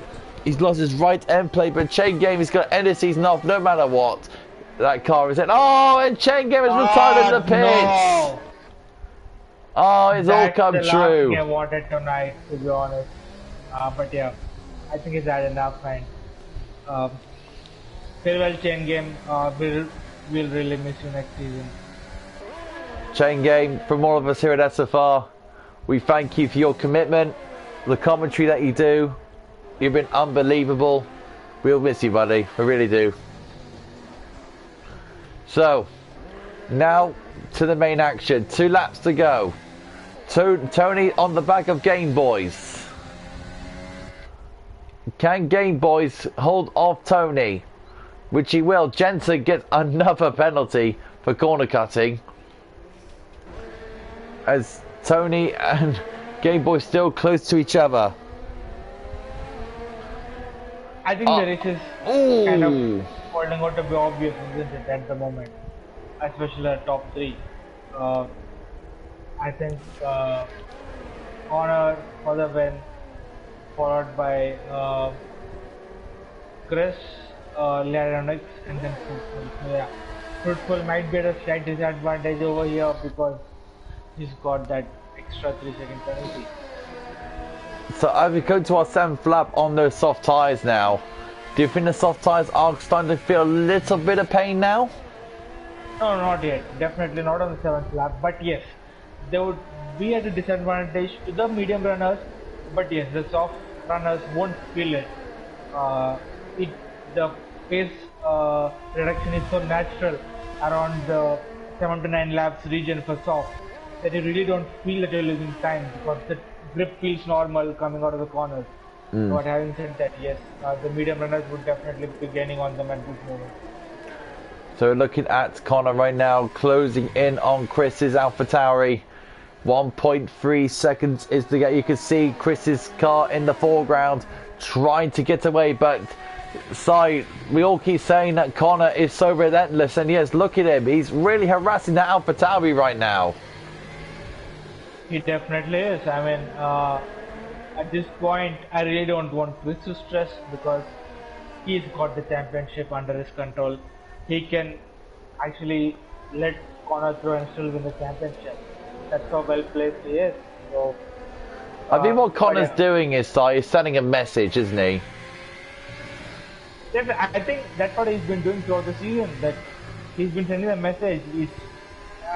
To be honest, the league has been unfortunate with the disconnect that he's been having. But if you keep the disconnect apart, I think he is a brilliant racer and is really sending a message out there. We're running on board with Connor's Ferrari, closing it ever more on Chris, who's pretty much we're on our last lap. This is it, last lap of SFR side. This is it, our last lap of our Season 8 season here in Abu Dhabi, as the championship is about to be decided in about half a lap's time. This is it. Yes. Connor closing in on Chris. He's pretty much sending a message in that Ferrari saying, I will be back, hopefully be back next season to challenge you. Chris. Connor making a move on Chris. And Connor takes the outside and Chris takes the, no, he just backs off. As we ride on board with Chris, who's got Connor all over his backside, but I think Chris will pretty much hold him off for the remainder of this lap. Chris has been sensational. All of our drives have been sensational, but it all comes down to today. Chris comes round through the final few corners. Chris now about 2 corners away from moments of glory. Chris has been absolutely sensational this season and this race as well. Chris rounds the final corner. Chris is our GP1 World Champion. Unbelievable for Chris. He gets the result he needed. And Lyronix will have to finish runner-up. And he will be a little bit annoyed, and he will get the title because Lyronix... And Game Boys moves to 4th. Great result for Game Boys. One of his best results of the season. Tony with his 7th, Gogs 8th, and Jensen in 9th. We got a GP1 champion, haven't we? We've got a champion. It is the AlphaTauri of Chris. And I'll tell you now, what a champion. What a season, Si. Bring on Season 8. I think this has been the most exciting division when it comes to the fight to the championship. I mean, 3 guys for the final race, and then one of the guy getting a DNF. How dramatic can this ever be? Guys, from all of us here in SFR, we want to congratulate Chris for his GP1 World Championship. And from all of us here in SFR, we thank every single one of you for liking and subscribing to our channel to view our season. as a whole throughout the whole 22 weeks that we had here. Season 7 could have been more than successful, hasn't it? As we see our champ. But before we get to that, here's CPI Connor getting the victory in the Ferrari, and Chris celebrates his World Championship in GP1.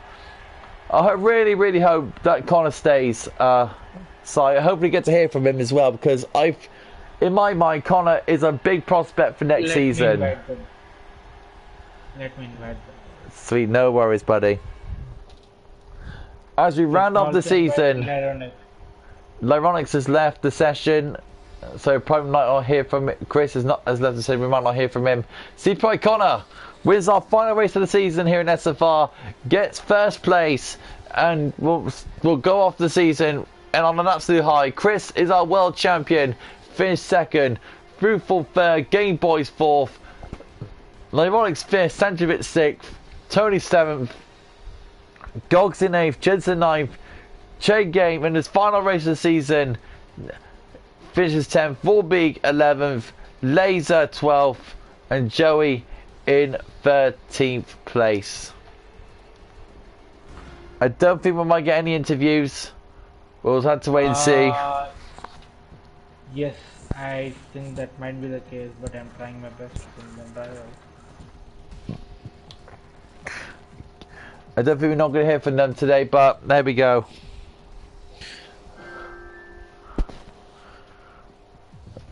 So he's added them in, but we have to wait and see if they want to join or not. No, I don't think we have got Chris joining right now. I don't think we've got Lyronix joining right now. Yeah, I think we have to call it a day. So that is it, Si. Season 7 is finally over. What a successful year of racing. Definitely. I mean, for me, it's been a emotional season. It's been an emotional season with the league. Not with respect to my performance. I think my performance has come the last. It's the overall league performance that I look at, and I think overall it's been a tremendous league. I mean, having the GP1 championship come down to the wire, and even the GP4 championship, even the other two divisions coming into the penultimate race, I think it has really shown how well we've really placed the drivers, and I really want the next season to be a step up. Having said that, I want maybe 4 or 5 drivers, beg your pardon, to be in the final championship, to be in the final fight for the championship. So yeah, I think now that we have set a benchmark, it's really up to us to live above it. I mean, with season 7 as a whole, it's pretty much, would you count Sight as one of the best seasons that we ever had here? I've really haven't been part of SFR for the first 4 seasons. I've really joined in season 5, but if I really count the way we've had it since season 5, I really must say that season 7 has been the best, nevertheless. So now, this is it. We've come to an end here in SFR. Si, what do you want to say to our viewers, our subscribers? Who've enjoyed the season? What do you want to say to them? I really want to extend them a big thank you for the kind of love and support they've shown, because it's you who make this league. It's you who make it who make us push for streaming all our races. So yeah, first of all, a big thank you to all our viewers and subscribers. Secondly, the drivers. I mean, they are the ones who really show up week in, week out, practicing, giving their best on the race day, and it's really been an absolute pleasure to really have them do this for the league, and I really wish that this continues for years to come, and I really hope the same enthusiasm carries on for the next season, and I really hope that the subscribers show the same love and support that they've been showing to us. We got a comment coming in. It says, Alexandra Happy says cheers for the commentating boys. Oh, it's Chris. Alexandre has commentated, which is his name, which is Chris. Mate, congratulations on your championship, my friend. If you'd like to tell us on your comments how you feeling right now, would be great. From me and Sai and everyone else here at SFR, congratulations for being the best driver in the best driver that we got here at SFR. It's becoming of GP1. Congratulations. Really Chris said, "Can swing by the chat if you want." I really invited this guy. Wait, hang on. Is it Chris O'Reilly? I think so. Can you put your name in the comments, Alexandre, so we can actually get you into the party, so we can actually hear from you. It'd be nice to hear you from you.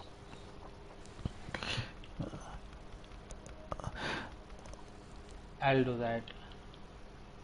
Alright, so we got so it's Chris Oriole X69.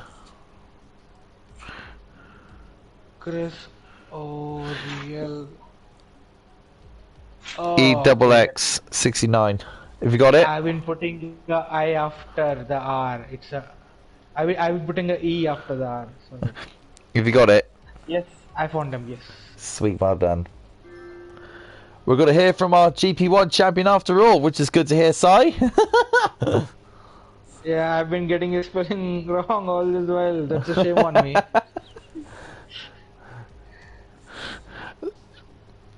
We're just gonna wait up on the on Chris to join, and we can't wait to hear from him any moment soon, to hear what his real emotions are winning the championship. And here he is. Chris, can you hear us?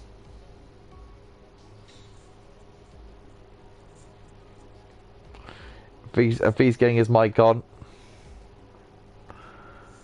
What have we waited for to get ready, Sai? Any words for our champion? I would suggest one thing. Absolutely brilliant. His speaker is on mute. That's what I see. I'm not really sure what's going on.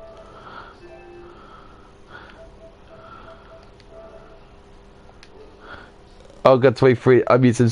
Oh, there we go. We got Chris on the mic. There we go. Chris, if you haven't done already, if you go to your voice allowed settings to always allowed, then we can hear you on the stream, and then once you've done that, we can get you interviewed.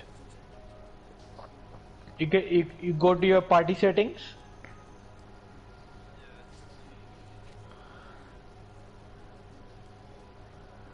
Yeah, so yeah, that's fine. I think you'll still see a party settings option over there.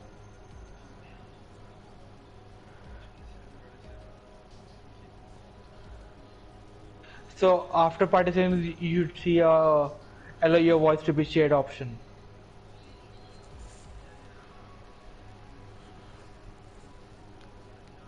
Ah, okay.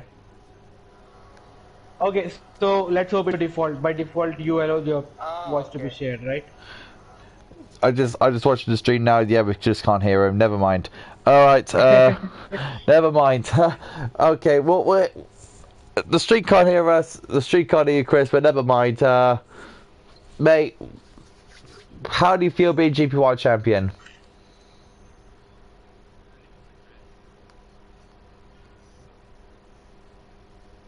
Oh, I think it's good now.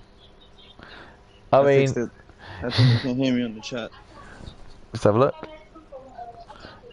I think so. Can you hear me? I think so. Can you hear me? Yes, we can hear you. Yeah, he's fixed it. Well done, Chris. Well done. So yes, how do you feel about being the GP1 champion, and how do you feel about as your season as a whole? Man, this was good, let's just walk us through your highs and lows. Yeah, your highs and lows. Yeah. Bit of a inconsistency, honestly. You know, got a couple good wins, and then had a lot of missed race and you know, stupid opportunity that I let go.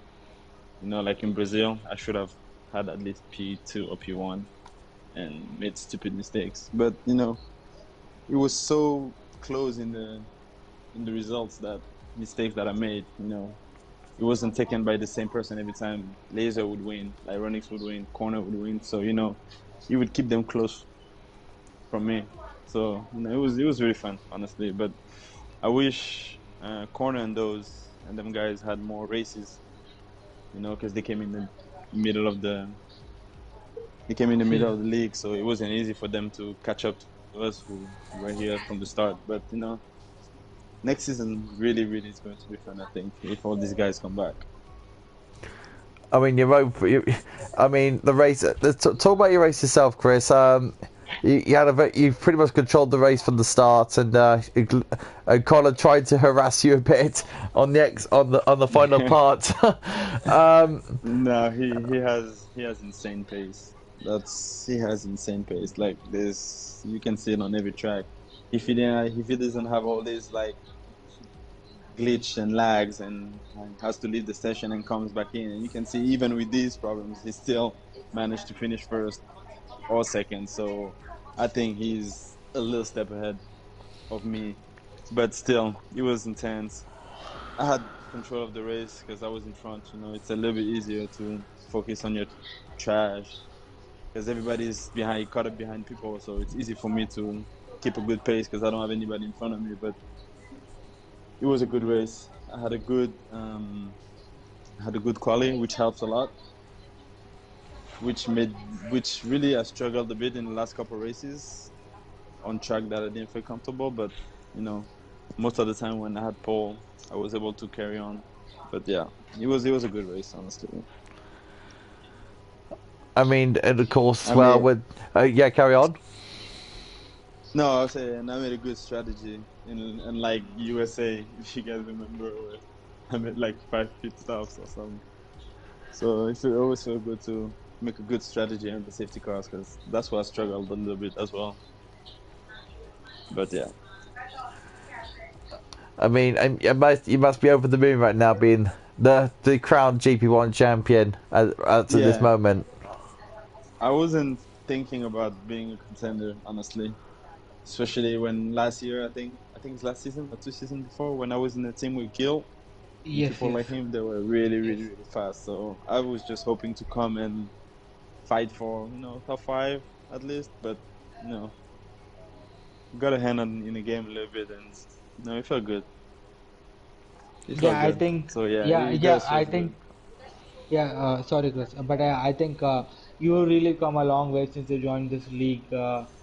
I know you and me, we have had some conversations about who's going to be where the other person is going to be and other things. But yeah, I've never really seen you complain about this guy is slow, this guy is quick, etc., etc. And Oh no, you've always lived up to the challenges, and I think that's the best thing I like about you. To be honest, you've never complained about anyone being faster or slower than you, and I don't think I haven't seen any Stewart footages from you as well because I closely follow the GP1 Stewart's reports, and yeah, I don't think I've seen anything from you. But so yeah, I really wish a lot of drivers pick up few things from you with respect to how you go about your season and how you go about your race. Brilliant job from you, mate. Congrats once again. thanks. And I just wanted to point out that it's a crazy league. Like when you look at the standings, you have Rappi, Lyronix, Laser, Corner.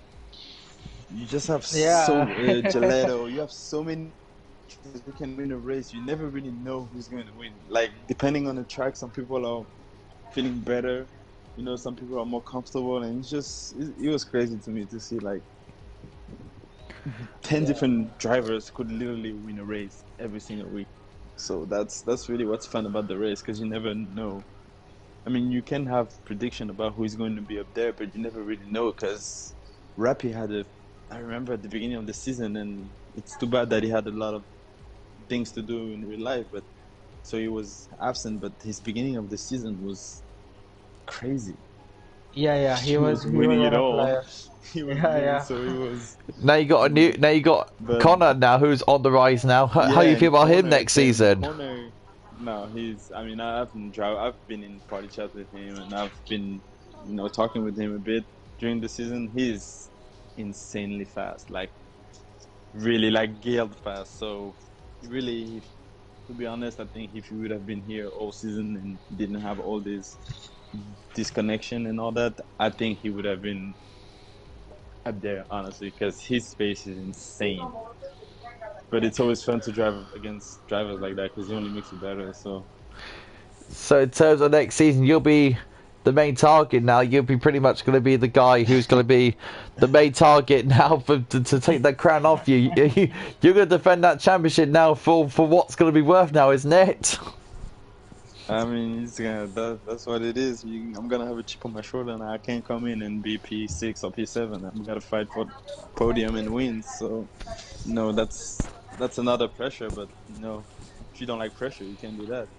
So I know that's how fun. that That'll be feels. fun. I'm looking forward to it.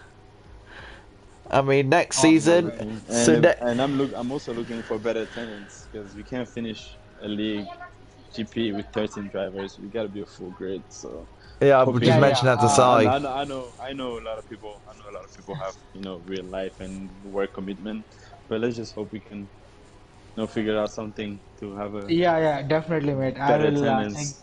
Yes, I'll definitely take that as a Because feedback. And even for drivers, more even for the morale, like when we come into race and we see 13 driver, we're like, we don't really feel like driving, because it's just like, I mean, you can mess up your quali and you finish P13, which in some track would be a good advantage, you Hmm. know. yeah. So, but yeah, I'll definitely take that as a feedback, mate, and I'll do my best to improve the attendance in GP1 and all the mm, top tires especially. So yeah, I'll try my best for next season. yeah. I mean, it's not you guys' fault, and it's not even the people who are missing the races. Maybe they have inconvenient and stuff like real stuff to do, so it happens. But Yeah, definitely. we'll But see. yeah, I think overall as a league, yes, we could do better. I know there's room for improvement. I mean, you look at Definitely. GP4 and GP3 side, that the commitment that us guys put in, you can see nearly always a full grid. And fair play to the side with the Mm, GP1 guys as well, that they're showing their commitment to this league and showing to SFR that they're still there. Definitely. Yeah. With Laser and mm. you, Chris, and Lyronix as well, and Tony and Connor, they're still around. So yeah, hopefully we can find some more drivers in Exactly. GP1 to boost your morale and finally boost GP1 to make itself known that is the best division that we have here, because GP1 is so exciting to watch. Yeah, it really is. Even like I said, going into a race, you never really know. You get some idea, but you never really know who's going to be up there winning. It's just everybody's just so fast and quick. So little mistakes or little something wrong in your strategy, it just flips it over because the guys are just so quick. So no, it's really fun. I'm really looking forward to next season. What any plans for you in the off season before we go into next season on Thursday the 14th of January? Third of January is that when preseason starts? We're not doing pre-season. That's yeah. There'll not be preseason, mate. That's when the actual season starts. Oh, okay. And how would it be again for teammates and stuff like that? Like you let everybody choose and Yes, stuff like that? Okay. Yeah. We'll let everybody choose their teammates, and then Okay. you'll give your team preference. It's just like how it was before the previous season, except that right now Yeah. there's no preseason testing. That's all. Okay. And also we want to say, side, that we want Okay. to say congratulations to Mercedes for winning the Constructors' Championship this season. So congratulations to Lyronix and Rapi for completing the Constructors. Congratulations to Mercedes for winning the Constructors. I had to say, Clarkey as well for your teammate, Chris. I mean, he had a solid season. Fair play to Clarkey as your teammate. Oh, he did. He really did. He really did.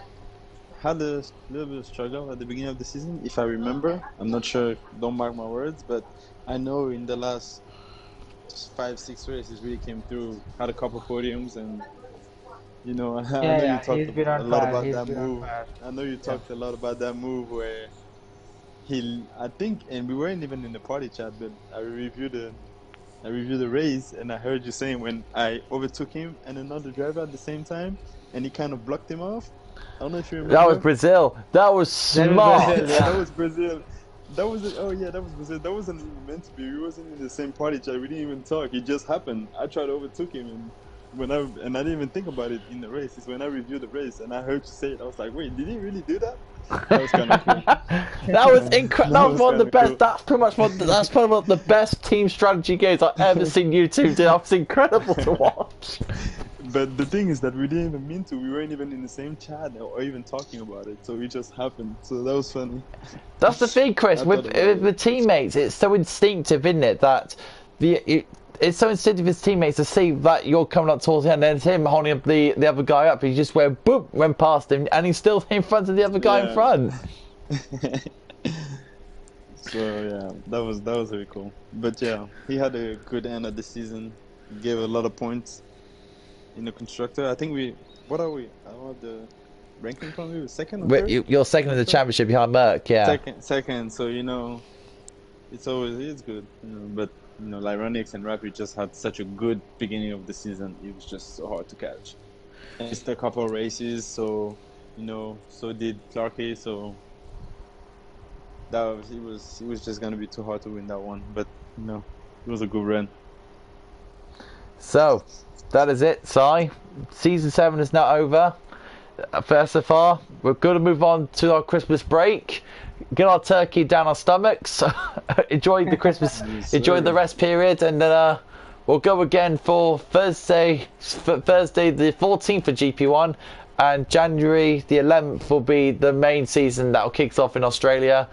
Guys, thank you for joining for SFR this season. It's been an absolute honour and a privilege as a commentator and a racer to compete in SFR. I've always loved this division. It's always been my first league, and this is the first league that I'm always going to stay. SFR is such a friendly community. Always a laugh, always a banter, and always jokes. It's great.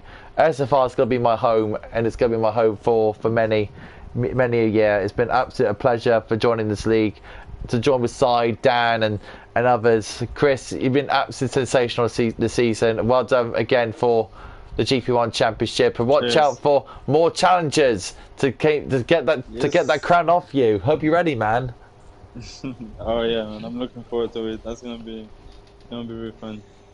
Just gonna give it my whole, and hopefully I can back to back. That's the goal.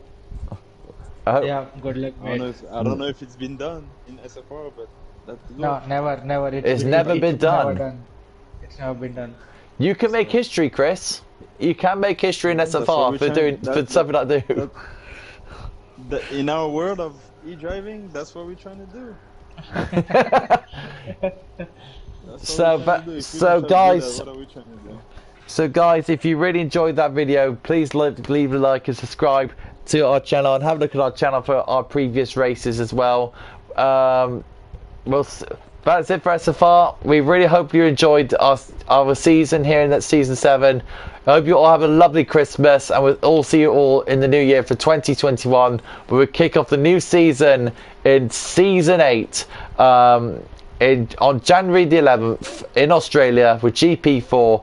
Guys, leave a like and subscribe. It's been Cod Oliver, Si, and GP1. Thank you for watching season 7. We'll see you all next year for GP4 in Australia. From us, it's bye-bye.